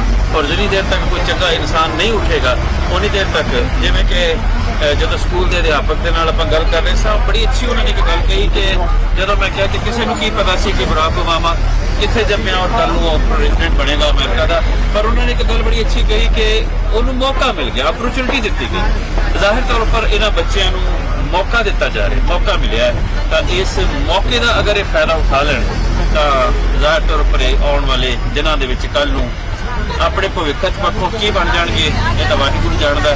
ਤੇ ਸਤਿਗੁਰੂ ਸਾਰਿਆਂ ਨੂੰ ਐਸਾ ਕਰਨ ਦਿਖਾਉਣ ਦੀ ਬੁੱਧੀ ਬਖਸ਼ਣ। ਮੈਂ ਚਾਹਾਂਗਾ ਕਿ ਇੱਕ ਵਾਰੀ ਆਪਾਂ ਪਿੱਛੇ ਵੱਲ ਨੂੰ ਕੈਮਰਾ ਲੈ ਜਾਈਏ ਜਿੱਥੇ ਮਲਟੀਪਲ ਨੈਸ਼ਨਸ ਨੇ ਔਰ ਇਹ ਮਤਲਬ ਨਕਸਲਾਈਟਾਂ ਬਾਰੇ ਇਹ ਸਮਝਿਆ ਜਾਂਦਾ ਕਿ ਆਰਮਡ ਸਟਰਗਲ ਕੀਤਾ ਉਹਨਾਂ ਨੇ ਉਹਦੇ ਬਾਰੇ ਐਂਟੀ ਨੈਸ਼ਨਲ ਕਿਹਾ ਜਾਂਦਾ ਹਾਂ ਇਸੇ ਕਰਕੇ ਉਹਨਾਂ ਦਾ ਇਹ ਆਰਗੂਮੈਂਟ ਲੈ ਕੇ ਉਹਨਾਂ ਨੂੰ ਭੰਡਿਆ ਜਾਂਦਾ ਜਾਂ ਵਿੜਾਇਆ ਜਾਂਦਾ ਪਰ ਉਹਨਾਂ ਦੀ ਇਹ ਅੰਡਰਸਟੈਂਡਿੰਗ ਕਿ India is a multinational state there are nationalities which are fighting against centralised nation ਉਹ ਨਹੀਂ ਸਮਝਿਆ ਜਾਂਦਾ ਜਿਹੜੇ ਪੰਜਾਬ ਦੇ ਨਕਸਲਾਈਟ ਪਿੰਡਾਂ ਵਾਲੇ ਜਾਂ ਖਾੜਕੂ ਲਹਿਰ ਨਾਲ ਜੁੜਿਆ ਉਹਨਾਂ 'ਚ ਕਾਮਨੀ ਉਹਨਾਂ ਨੂੰ ਇਹ ਲੱਗਦਾ ਸੀ ਵੀ ਇਹ ਇੱਕ ਨਵੀਂ ਕੌਮੀਅਤ ਮਰਜ ਹੋ ਰਹੀ ਹੈ ਇੱਥੇ ਹਾਲਾਂਕਿ ਉਹਨਾਂ ਨੂੰ ਡਾਊਟਸ ਵੀ ਹੋ ਸਕਦੇ ਆ ਕਿ ਇਹ ਪੰਜਾਬੀ ਕੌਮੀਅਤ ਨਹੀਂ ਹੈ ਇਹ ਸਿੱਖ ਕੌਮੀਅਤ ਹੈ ਪਰ ਉਹਨਾਂ ਨੂੰ ਲੱਗਦਾ ਸੀ ਵੀ ਸਿੱਖ ਕੌਮੀਅਤ ਵੀ ਪੰਜਾਬੀ ਕੌਮੀਅਤ ਦਾ ਹਿੱਸਾ ਹੈ ਉਹਨਾਂ ਨੂੰ ਲੱਗਦਾ ਸੀ ਕਿ ਇਹ ਜਿਹੜੀ ਕੌਮੀਅਤ ਲੜ ਰਹੀ ਹੈ ਇਸੇ ਤਰ੍ਹਾਂ ਨਾਗੇ ਲੜ ਰਹੇ ਇਸ ਤਰ੍ਹਾਂ ਕਸ਼ਮੀਰੀ ਲੜ ਰਹੇ ਇਸ ਤਰ੍ਹਾਂ ਇਸ ਕਰਕੇ ਇਹ ਸਾਂਝ ਹੈ ਜਿਹੜੀ ਉਹ ਉਹਨਾਂ ਨੂੰ ਉਹਦੇ ਕੋਲ ਲਿਆ ਕੇ ਆਈ ਸੀਗੀ ਦੂਜੀ ਗੱਲ ਸੰਤ ਭਿੰਡਰਾਂ ਵਾਲੇ ਦੀ ਇਹ ਬੜੀ ਇੰਟਰਸਟਿੰਗ ਹੈ ਕਰਨ ਦੀ ਕਿਉਂਕਿ ਆਮ ਤੌਰ ਤੇ ਈਵਨ ਜਿਹੜੀ ਅੰਮ੍ਰਿਤਸਰ ਸਟੋਰੀ ਵੀ ਲਿਖੀ ਹੈ ਉਹਨੇ ਮਾਰਕ ਅਲੀ ਨੇ ਉਹਦੇ 'ਚ ਇਹ ਗੱਲ ਲਿਆ ਕਿ Sant Bhindranwale was an agent of the Congress to sabotage the Akalis and it has been overplayed again and again I think that's overplayed and it's wrong because my understanding of Pindramwala which I've developed in my book is that he must be understood as a representative of the rise of religious revivalism in a situation where there was a big cultural change taking place. Jadon capitalism agriculture de vich develop hoya green revolution de naal social relations were being restructured, jehdi old community ties were dying, commodification was taking place. There was a cultural anomaly, you know, cultural emptiness ਸੀਗੀ ਉਹਦੇ ਵਿੱਚ ਇਹਨਾਂ ਨੇ drug addiction ਆ ਗਈ ਲੋਕ ਫਿਲਮਾਂ ਦੇਖਣ ਲੱਗ ਗਏ ਗੰਦੀਆਂ ਸੰਤ ਭਿੰਡਰਾਂ ਵਾਲੇ ਦੀ ਪਹਿਲੀ ਪਪੂਲੈਰਿਟੀ ਹੈ it's basically he preached against this so ਪਿੰਡਾਂ ਜਾ ਕੇ ਕਹਿੰਦੇ ਸੀ ਅੰਮ੍ਰਿਤ ਛਕੋ ਗੁਰਬਾਣੀ ਪੜ੍ਹੋ ਗੁਰਦੁਆਰੇ ਜਾਓ to what extent was that linked to the crisis of the Jat particularly because ਜਿਹੜੇ ਦੂਜੀਆਂ ਸਿੱਖਾਂ ਦੇ ਵਿੱਚ they were urbanized already that because he was represented as this person who was a farmer ਪਿੰਡੂ ਸੀਗਾ ਜੱਟ ਸੀਗਾ ਔਰ ਜੱਟ ਇਹ ਵੀ ਹੈ ਪਰ ਇੱਕ ਗੱਲ ਇਹ ਵੀ ਹੈ ਕਿ ਜਿੰਨੀਆਂ ਵੀ ਸਿੱਖ ਮੂਵਮੈਂਟਸ ਉੱਠੀਆਂ ਸਭ ਤੋਂ ਜ਼ਿਆਦਾ ਐਂਟੀ ਕਾਸਟਿਜ਼ਮ ਦੇ ਖਿਲਾਫ ਪਿੰਡਾਂ ਵਾਲੇ ਦੀ ਮੂਵਮੈਂਟ ਸੀ ਤੁਹਾਨੂੰ ਬਹੁਤ ਘੱਟ ਲੋਕਾਂ ਨੂੰ ਪਤਾ ਹੈ ਕਿ ਵੱਡੀ ਗਿਣਤੀ 'ਚ ਮਜ਼੍ਹਬੀ ਸਿੱਖ ਅੰਮ੍ਰਿਤਧਾਰੀ ਬਣੇ ਸੀਗੇ ਕਿਉਂਕਿ ਅੰਮ੍ਰਿਤਧਾਰੀ ਜਿਹੜੇ ਸਿੱਖ ਹੈ ਉਹ ਨਹੀਂ ਰੈਕਗਨਾਈਜ਼ ਕਰਦੇ ਕਾਸਟਿਜ਼ਮ ਨਹੀਂ ਕਰਦੇ ਔਰ ਉਹ ਬੜੇ ਸਖਤੀ ਨਾਲ ਲੈਂਦੇ ਆ ਮੈਨੂੰ ਆਪਣੀ ਪਰਸਨਲ ਐਗਜ਼ਾਮਪਲ ਪਤਾ ਹੈ ਜਿੱਥੇ ਕੁਝ ਲੋਕਾਂ ਨੇ ਮਤਲਬ ਇੱਕ ਮਜ਼੍ਹਬੀ ਸਿੱਖ ਨੇ ਅੰਮ੍ਰਿਤਧਾਰੀ ਛਕਿਆ ਸੀ ਤੇ ਉਹਨਾਂ ਨੂੰ ਕਿਸੇ ਜੱਟ ਸਿੱਖ ਨੇ ਟੌਂਟ ਕੀਤਾ ਤੇ ਜਾ ਕੇ ਨਿੰਗਾ ਨੇ ਕੁੱਟਿਆ ਉਸ ਬੰਦੇ ਨੂੰ ਹਾਲਾਂਕਿ ਉਹ ਸਿੱਖ this was a false representation ਵਾਲਾ just ਇੱਕ ਜੱਟਾਂ ਨਹੀਂ he had false ਜਿਹੜੀ ਨਾ ਗੱਲ ਡਾਕਟਰ ਸਾਹਿਬ ਨੇ ਕੀਤੀ ਨਾ ਅਗੇਨ ਜੇ ਤੁਸੀਂ ਖਾੜਕੂ ਲਹਿਰ ਦੇ ਵਿੱਚ ਸ਼ਹੀਦ ਹੋਣ ਵਾਲਿਆਂ ਦਾ ਐਨਾਲਿਸਿਸ ਕਰੋ ਨਾ ਉਹਨਾਂ ਦੀ ਗਿਣਤੀ ਕੱਢੋ ਮੈਜੋਰਿਟੀ ਜਿਹੜੀ ਹੈ ਉਹ ਘੱਟ ਜ਼ਮੀਨਾਂ ਵਾਲੇ ਜੱਟ ਤੇ ਜਾਂ ਜਿਨ੍ਹਾਂ ਦੀਆਂ ਜ਼ਮੀਨਾਂ ਨਹੀਂ ਉਹ ਲੋਕ ਕਿਉਂਕਿ ਇਹ ਸਾਰੀ ਦੀ ਸਾਰੀ ਜਿਹੜੀ ਸਟਰਗਲ ਸੀ ਨਾ ਇਹ ਆਰਥਿਕ ਵਿਤਕਰੇ ਦੇ ਉੱਤੇ ਬੇਸਡ ਸੀਗੀ ਜਦੋਂ ਉਹਦੇ ਐਨਾਲਿਸਿਸ ਕਰੀਏ ਨਾ ਉਹਦੇ ਕੀਤੇ ਯੂਨੀਵਰਸਿਟੀ ਨੇ ਪੰਜਾਬੀ ਯੂਨੀਵਰਸਿਟੀ ਪਟਿਆਲਾ ਨੇ ਇੱਕ ਉਹਤੇ ਰਿਸਰਚ ਪੇਪਰ ਸੀਗਾ ਮੈਂ ਪੜ੍ਹਿਆ ਉਹ ਕੋਈ ਮੈਜੋਰਿਟੀ ਜਿਹੜੀ ਸੀ ਉਹ ਚ ਸ਼ਹੀਦ ਹੋਣ ਵਾਲੇ ਦੀ ਜਾਂ ਤਾਂ ਜਿਨ੍ਹਾਂ ਨੂੰ ਅਸੀਂ ਸਾਡਾ ਭਾਰਤੀ ਕਨਸਟੀਟਿਊਸ਼ਨ ਜਿਹੜਾ ਬੈਕਵਰਡ ਕਲਾਸਿਸ ਕਹਿੰਦਾ ਜਾਂ ਸ਼ਡਿਊਲ ਕਾਸਟ ਕਹਿੰਦਾ ਉਹਨਾਂ ਵਿੱਚੋਂ ਸੀ ਜਿਨ੍ਹਾਂ ਕੋਲ ਜ਼ਮੀਨਾਂ ਹੈ ਨਹੀਂ ਸੀ ਜਾਂ ਉਹ ਜੱਟ ਸੀਗੇ ਜਿਨ੍ਹਾਂ ਦੇ ਕੋਲ ਬਹੁਤ ਥੋੜੀਆਂ ਜ਼ਮੀਨਾਂ ਸੀ ਜਿਹੜੇ ਵੱਡੇ ਜ਼ਿਮੀਂਦਾਰ ਸੀ ਨਾ ਜਿਹੜੇ ਉਹ ਨਹੀਂ ਲੜੇ ਕਿਉਂਕਿ ਉਹ ਤੋਂ ਪਹਿਲਾਂ ਜ਼ਿਮੀਂਦਾਰਾ ਸਿਸਟਮ ਤਾਂ ਜਿਹੜਾ ਪ੍ਰਚਲਿਤ ਹੋ ਰਿਹਾ ਸੀ ਨੈਕਸਟ ਲਹਿਰ ਦੇ ਨਾਲ ਵੀ ਇਹੀ ਕੌਮੀ ਜਿਹੜੀ ਕਾਮਨ ਸਾਂਝ ਵੀ ਇਹੀ ਹੈ ਨਾ ਬਹੁਤਾ ਇਹ ਕਿਹਾ ਜਾਂਦਾ ਸੀ ਵੀ ਜਿਹੜੀ ਪਹਿਲੀ ਲਹਿਰ ਹੈ he emerged as a social reformer which has been overshadowed now by the later image ਫਿਰ ਜਦੋਂ ਕਿ ਉਹਨੇ ਨਿਰੰਕਾਰੀ ਮੂਵਮੈਂਟ ਦੇ ਖਿਲਾਫ ਪ੍ਰਚਾਰ ਕਰਨਾ ਸ਼ੁਰੂ ਕੀਤਾ ਉਦੋਂ ਲਾਲਾ ਜਗਤ ਨਾਰਾਇਣ ਨੇ ਆਰੀਆ ਸਮਾਜ ਦੀ ਜਿਹੜੀ ਮੂਵਮੈਂਟ ਹੈ ਸਾਰੀ ਉਹਦੇ ਖਿਲਾਫ ਪ੍ਰਚਾਰ ਕੀਤਾ ਦੈਨ ਲਾਲਾ ਜਗਤ ਨਾਰਾਇਣ ਵਾਸ ਮਰਡਰਡ for the first time Bhindranwala movement started acquiring a form of anti-Hindu it wasn't even against the center so eventually it was presented as anti-Hindu as anti-center so who was playing this card then the center was playing this card center was definitely Lala Jagत Naarayan was murdered in 1985 1981 he was murdered and few days later Bhindranwala ਦੇ arrest warrant issue ਕਰ ਦਿੱਤੇ ਗਏ ਫਿਰ 20 ਨੂੰ Bhindranwala ਨੇ ਗ੍ਰਿਫਤਾਰੀ ਦੇ ਦਿੱਤੀ ਔਰ Bhindranwala ਦੇ ਖਿਲਾਫ ਇਹ ਕੋਈ ਕੇਸ ਸਾਬਤ ਨਹੀਂ ਕਰ ਸਕੇ ਕੁਝ ਦਿਨ ਬਾਅਦ ਹੀ ਇਹਨਾਂ ਨੂੰ ਮਜਬੂਰ ਹੋ ਕੇ ਬਿਨਾਂ ਸ਼ਰਤ ਉਹਨੂੰ ਰਿਹਾ ਕਰਨਾ ਪਿਆ that proves ਕਿ ਜਿਹੜਾ ਭਾਰਤ ਦੀ ਜਿਹੜੀ ਸਾਡੀ ਉਹ ਹੈਗਾ ਲਾਅ ਸਿਸਟਮ ਹੈ ਸਾਡੀ ਜਿਹੜੀਆਂ ਕੋਰਟਸ ਹੈਗੀਆਂ ਉਹਨਾਂ ਦੇ ਵਿੱਚ ਇਹ ਪ੍ਰੂਵ ਨਹੀਂ ਹੋ ਸਕਿਆ ਕਿ ਜਿਹੜਾ ਭਿੰਡਰਾਂਵਾਲਾ ਸੀਗਾ ਉਹ ਪ੍ਰੈਕਟੀਕਲੀ ਐਂਟੀ ਹਿੰਦੂ ਸੀ ਐਗਜ਼ੈਕਟਲੀ ਹਾਂ so one is that his transformation from a social reformer to presentation of a terrorist is a process. But that is a speech. Pritam Singh, many people have quoted this speech to me, where Pindrawala is saying, we asi sawa lakh di gal karke, we 100 sawa lakh nu ek Sikh maar sakda, aur unhone fir Hinduan de naal tulna ਕੀਤੀ ਸੀ। ਬਿਲਕੁਲ ਇਹ ਤੁਹਾਡੀ ਬਹੁਤ ਵਧੀਆ ਗੱਲ ਤੁਸੀਂ ਕੀਤੀ ਹੈ, ਕਿਉਂਕਿ ਮੈਨੂੰ ਲੱਗਦਾ ਹੈ ਕਿ when we are discussing these things, we should be dispassionate and objectively. There are certain things which need to be criticized by Sant Jarnail Singh Pindrawala also. क्योंकि संत जरनैल सिंह भिंडरांवाला बड़ा ट्रेडिशनल किस्म का लीडर सी. He did not understand modern politics. He did not understand modern media. Had he been an enlightened leader, he would have never made a statement कि जे साड़ियां धार्मिक पुस्तकां ना वापस कीतियां असीं शाम ਨੂੰ 500 हिंदू मार देंगे. He did not know कि how this is going to be played. Doctor साहब इदां नहीं किते हो सकदा भी ਉਹਨੂੰ ਮਿਸਕੋਟ ਕਰ ਦਿੱਤਾ ਹੋਵੇ, ਆਊਟ ਆਫ ਕੰਟੈਕਸਟ ਉਹਨੂੰ ਲੈ ਲਿਆ ਨਹੀਂ, ਇਹ ਤਾਂ ਸਪੀਚਾਂ ਦੇ ਵਿੱਚ ਅਵੇਲੇਬਲ ਹੈ, ਇਹ ਤਾਂ ਜੀ ਟੇਪਾਂ ਦੇ ਵਿੱਚ ਅਵੇਲੇਬਲ ਹੈ, you know ਕਿ I wonder if we could, so you know there are large political forces that came together. There's the resistance of the Akali movement, which Indira Gandhi doesn't. That's right. Very important. There's the movement from the agrarian into the urban. There is there is the rise of a particular leader who many people find popular. Charismatic, see? He was very charismatic. And also the failure of the judicial system to give justice to the Nankari issue. And that failure gives rise to sentiments that we need answers.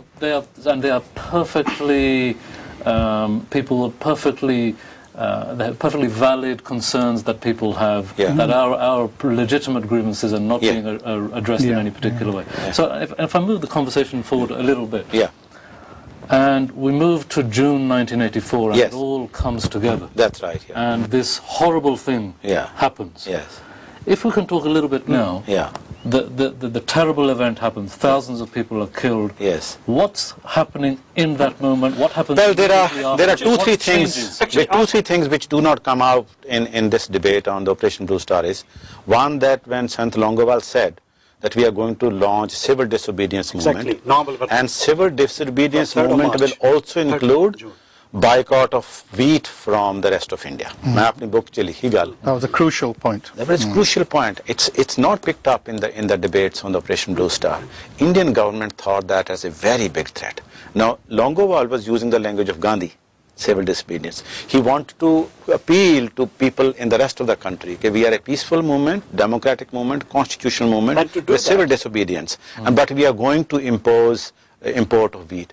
Indira Gandhi immediately saw big danger in that, because she saw that if wheat is not gone, there will be massive riots in the rest of the country.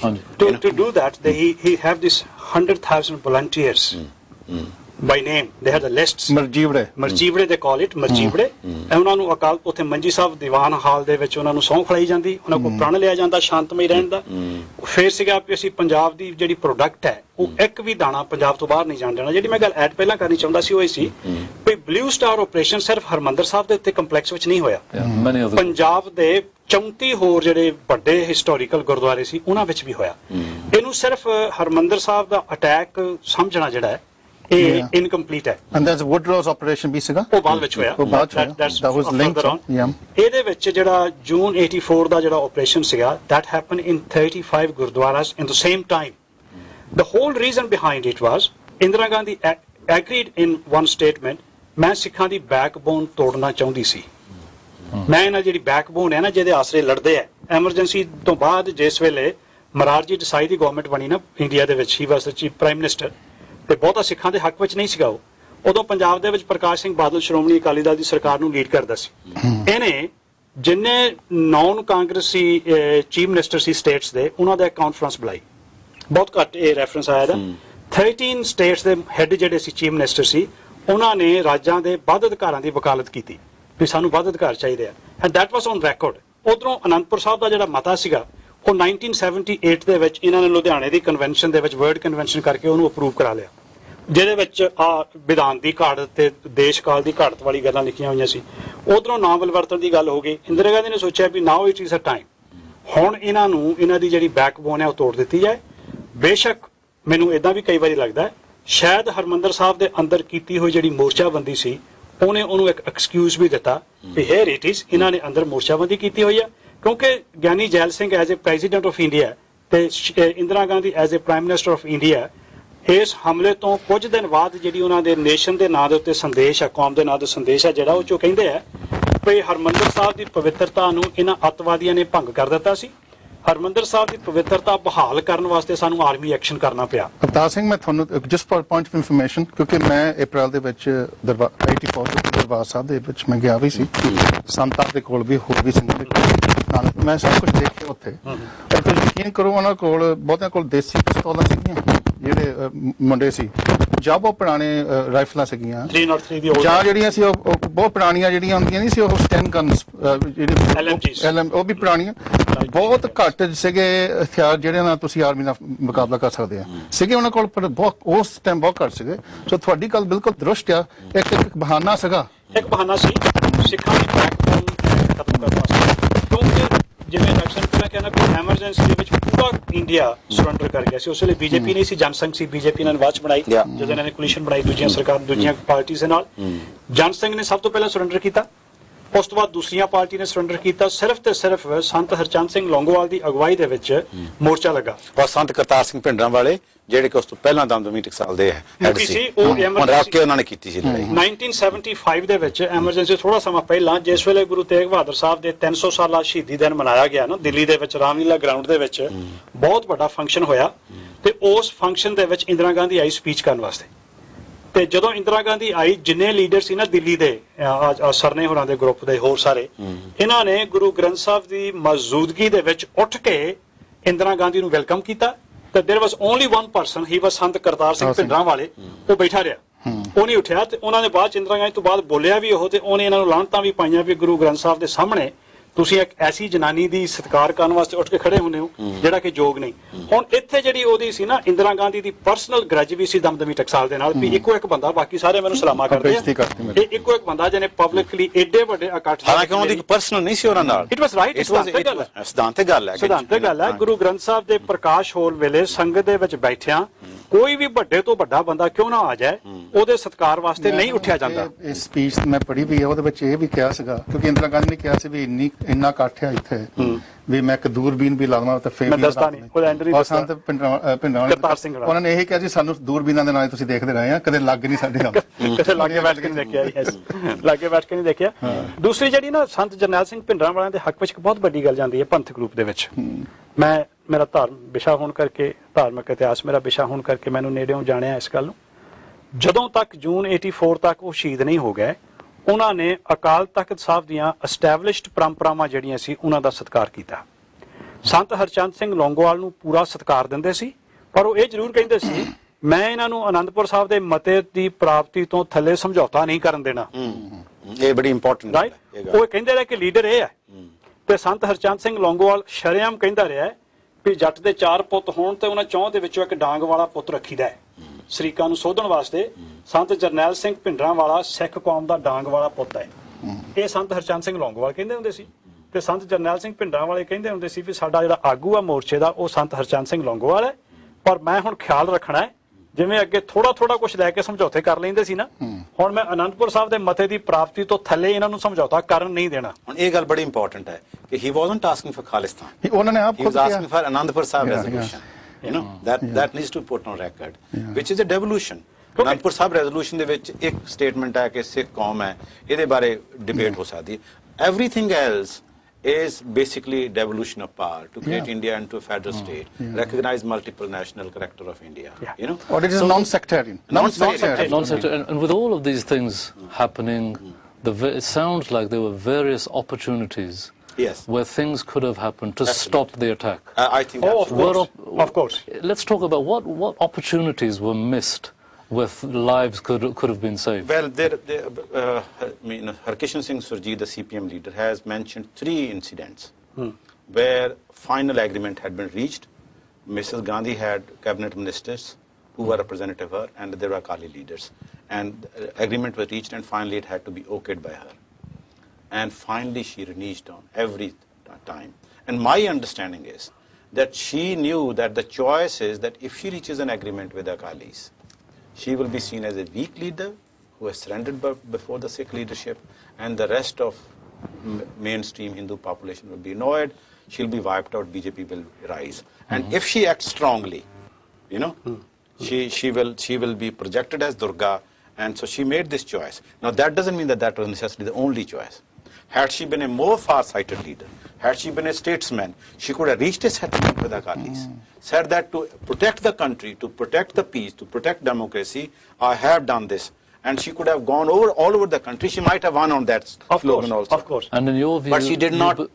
You believe this was a political calculation? It was a political calculation. Miscalculation, I call it. Miscalculation. I call it political miscalculation, ਜਿਹਨੇ ਨੁਕਸਾਨ ਜ਼ਿਆਦਾ ਕੀਤਾ ਹੈ। ਅਨੰਦਪੁਰ ਸਾਹਿਬ ਦਾ ਮਤਾ 1978 ਦੇ ਵਿੱਚ finally publicly bishop ਦੀ convention ਕਰਕੇ ਲੁਧਿਆਣੇ 'ਚ ਅਪਰੂਵ ਕੀਤਾ ਗਿਆ। ਉਹਦੀ ਪ੍ਰਾਪਤੀ ਲਈ 26 ਜੁਲਾਈ 1981 ਨੂੰ ਅੰਮ੍ਰਿਤਸਰ ਦੇ ਵਿੱਚ ਇੱਕ ਬਿਸ਼ਪ ਸਿੱਖ ਕਨਵੈਨਸ਼ਨ ਹੋਈ ਵੀ ਇਹ ਅਨੰਦਪੁਰ ਮਤਾ ਤਾਂ ਅਸੀਂ ਪਾਸ ਕਰ ਲਿਆ। ਆਮ ਤੌਰ ਤੇ ਇਹ ਕਿਹਾ ਜਾਂਦਾ ਹੈ ਕਈ ਅਕਾਲੀਆਂ ਨੇ ਮਤਾ ਪਾਸ ਕਰ ਲਿਆ ਪਰ ਉਹਦੀ ਪ੍ਰਾਪਤੀ ਵਾਸਤੇ ਕੋਈ ਉਦਮ ਨਹੀਂ ਕੀਤਾ। 1981 ਦੇ ਵਿੱਚ ਬਿਸ਼ਪ ਸਿੱਖ ਕਨਵੈਨਸ਼ਨ ਸੱਦੀ ਗਈ ਅੰਮ੍ਰਿਤਸਰ ਦੇ ਵਿੱਚ, ਜਿਹਦੇ ਵਿੱਚ ਫੈਸਲਾ ਕੀਤਾ ਗਿਆ ਵੀ ਇਸ ਮਤੇ ਦੀ ਪ੍ਰਾਪਤੀ ਲਈ ਅਸੀਂ ਆਪਣਾ ਲਾਈਨ ਆਫ ਐਕਸ਼ਨ ਕੀ ਬਣਾਉਣੀ ਹੈ। 45 ਡਿਮਾਂਡਸ ਦਾ ਇੱਕ ਚਾਰਟਰ ਤਿਆਰ ਕੀਤਾ ਗਿਆ, ਡਿਮਾਂਡ ਚਾਰਟਰ ਉਹ ਦਿੱਤਾ ਗਿਆ ਔਰ ਉਹਦੇ ਵਾਸਤੇ ਸੈਂਟਰ ਗਵਰਨਮੈਂਟ ਨੂੰ 3 ਮਹੀਨੇ ਦਾ ਸਮਾਂ ਦਿੱਤਾ ਗਿਆ ਵੀ 3 ਮਹੀਨੇ ਦੇ ਵਿੱਚ ਤੁਸੀਂ ਇਹਦਾ ਰਿਸਪੌਂਸ ਸਾਨੂੰ ਦਿਓ ਜੀ। ਉਹਦੇ ਵਿੱਚ ਜਿਹੜੀ ਸਭ ਤੋਂ ਪਹਿਲੀ response come? ਹਾਂਜੀ? Did the response come? What was the reason? Why did the response not come? Because they said ਉਹ ਇਹ ਆਪੇ ਚੁੱਪ ਕਰ ਜਾਣਗੇ। ਜਿਹੜੀ ਸਭ ਤੋਂ ਵੱਡੀ ਮੰਗ ਸੀ ਨਾ, ਜਿਹੜੀ ਪਹਿਲਾਂ ਮੈਂ ਸ਼ੁਰੂ ਵਿੱਚ ਮਾੜਾ ਜਿਹਾ ਹਵਾਲੇ ਮੈਨੂੰ ਕੀਤੀ ਕਿ ਜਿਹੜਾ ਹਿੰਦੂ ਕੋਡ ਬਿੱਲ 1955 ਆ, ਹਿੰਦੂ ਪਰਸਨਲ ਲਾਅ, ਭਾਰਤ ਦੇ ਵਿੱਚ ਕ੍ਰਿਸਚੀਅਨ ਪਰਸਨਲ ਲਾਅ ਤੇ ਇਸਲਾਮਿਕ ਪਰਸਨਲ ਲਾਅ ਹੈਗਾ। ਸਿੱਖਾਂ ਦੀ ਮੰਗ 1955 ਤੋਂ ਰਹੀ ਹੈ ਕਿ ਸਾਡਾ ਸਿੱਖਾਂ ਦਾ ਆਪਣਾ ਪਰਸਨਲ ਲਾਅ ਹੋਣਾ ਚਾਹੀਦਾ ਹੈ। ਹੁਣ ਆਨੰਦ ਮੈਰਿਜ ਐਕਟ ਹੁਣ ਕੁਝ ਹਫ਼ਤੇ ਪਹਿਲਾਂ ਭਾਰਤ ਦੀ ਪਾਰਲੀਮੈਂਟ ਨੇ ਪਾਸ ਕੀਤਾ ਹੈ, ਪਰ ਉਹ ਜਿਹੜਾ ਆਨੰਦ ਮੈਰਿਜ ਐਕਟ ਹੈ still that act is under the Hindu code bill 1955। ਉਹ ਜਿਹੜਾ ਸਿੱਖ ਪਰਸਨਲ ਲਾਅ ਸੀ ਜਿਹਦੇ ਵਿੱਚ ਅਸੀਂ ਆਪਣਾ ਵਿਰਾਸਤ ਦੇ ਹੱਕ, ਆਪਣੇ ਵਿਆਹ ਦੇ, ਆਪਣੇ ਜਨਮ ਦੇ, ਆਪਣੀਆਂ ਬਾਕੀ ਜਿਹੜੀਆਂ ਸਾਡੀਆਂ ਰੀਤਾਂ ਉਹਨੂੰ ਅਸੀਂ ਸਿੱਖ ਪਰੰਪਰਾ ਦੇ ਮੁਤਾਬਕ ਕਰ ਸਕੀਏ, ਉਹ ਮੰਗ ਇੱਕ ਬਹੁਤ ਵੱਡੀ ਸੀ ਜਿਹੜੀ ਉਸ ਵੇਲੇ 25 ਧਾਰਾ ਰੂਟ ਆ ਗਿਆ ਨਾ 25। ਉਸ ਤੋਂ ਬਾਅਦ ਉਸੇ ਧਰਮ ਯੁੱਧ ਮੋਰਚੇ ਦੇ ਵਿੱਚ ਵਿਧਾਨ ਦੀ 25 ਧਾਰਾ ਜਿਹੜੀ ਆ ਸ਼੍ਰੋਮਣੀ ਅਕਾਲੀ ਦਲ ਵੱਲੋਂ ਆਫੀਸ਼ੀਅਲੀ ਸਾੜੀ ਵੀ ਗਈ। ਕਨਸਟੀਟਿਊਸ਼ਨ ਦਾ ਇਨਸਲਟ ਕਰਨੀ ਇੱਕ ਬਹੁਤ ਵੱਡਾ ਕ੍ਰਾਈਮ ਹੁੰਦਾ ਹੈ। ਅਸੀਂ ਅਕਾਲੀ ਦਲ ਦੇ ਸੱਦੇ ਉੱਤੇ ਇੱਥੇ ਬਰਮਿੰਘਮ ਦੇ ਹਾਈ ਕਮਿਸ਼ਨਰ ਦੇ ਸਾਹਮਣੇ ਕਈ ਦਿਨ ਸਾੜਦੇ ਰਹੇ ਉਹਨੂੰ, ਕਾਪੀਜ਼ ਕਰਕੇ ਉਹਦਾ ਇੱਕ ਪੇਜ ਦੀ ਉਹਨੂੰ ਸਾੜਦੇ ਰਹੇ। ਉਹਦਾ ਮਤਲਬ ਇਹ ਸੀਗਾ ਵੀ ਅਸੀਂ ਇਸ ਜਿਹੜੀ ਕਨਸਟੀਟਿਊਸ਼ਨ ਦੀ ਕਲੌਜ਼ 25B ਹੈ ਉਹਦੇ ਮੁਤਾਬਕ ਸਾਨੂੰ ਹਿੰਦੂ ਤੁਸੀਂ ਮਿਲਦੇ ਹੋ ਤਾਂ ਅਸੀਂ ਹਿੰਦੂ ਨਹੀਂ ਰਹਿਣਾ, ਅਸੀਂ ਹਿੰਦੂ ਨਹੀਂ, ਸਾਡੀ ਵੱਖਰੀ ਆਇਡੈਂਟੀਟੀ ਹੈ। 3 ਇਸ਼ੂਜ਼ ਹੋ ਗਏ, ਇੱਕ ਸਾਡਾ ਧਾਰਮਿਕ ਇਸ਼ੂ ਹੋ ਗਿਆ, ਇੱਕ ਸਾਡਾ ਆਰਥਿਕ ਇਸ਼ੂ ਸੀਗਾ, ਇੱਕ ਸਾਡੀਆਂ ਸੋਸ਼ਲ ਸਮੱਸਿਆਵਾਂ ਸੀਗੀਆਂ। ਔਰ ਸੈਂਟਰ ਗਵਰਨਮੈਂਟ ਕਿਸੇ ਵੀ ਕੀਮਤ ਉੱਤੇ, ਜਿੰਨਾ ਮੈਨੂੰ ਸਮਝ ਆਉਂਦੀ ਆ, ਸਿੱਖਾਂ ਨੂੰ ਤੇ ਪੰਜਾਬੀਆਂ ਨੂੰ, ਗੱਲ ਪੰਜਾਬੀਆਂ ਦੀ ਕਰੀ ਅਸੀਂ ਸਿੱਖਾਂ ਦੀ ਬਜਾਏ, ਪੰਜਾਬੀਆਂ ਨੂੰ ਇਹ ਆਜ਼ਾਦੀ ਦੇ ਨਾਲ ਜਾਂ ਸ਼ਾਨ ਦੇ ਨਾਲ ਸਿਰ ਉੱਚਾ ਕਰਕੇ ਜੀਣ ਵਾਲੀ ਜਿਹੜੀ ਗੱਲ ਸੀ ਨਾ, ਉਹ ਦੇਣਾ ਨਹੀਂ ਚਾਹੁੰਦੀ ਸੀ। ਉਹ ਚਾਹੁੰਦੇ ਸੀ ਕਿ ਇਹਨਾਂ ਨੂੰ ਆਰਥਿਕ ਤੌਰ ਤੇ ਘਸਿਆਰੇ ਬਣਾ ਦਿੱਤਾ ਜਾਏ ਤਾਂ ਕਿ ਇਹ ਸਾਡੇ ਡਿਪੈਂਡੈਂਟ ਰਹਿਣ। ਅਵਤਾਰ ਸਿੰਘ ਜੀ ਇੱਕ ਮਿੰਟ, ਕਿਉਂਕਿ I'm playing devil's advocate because there's one-sided argument.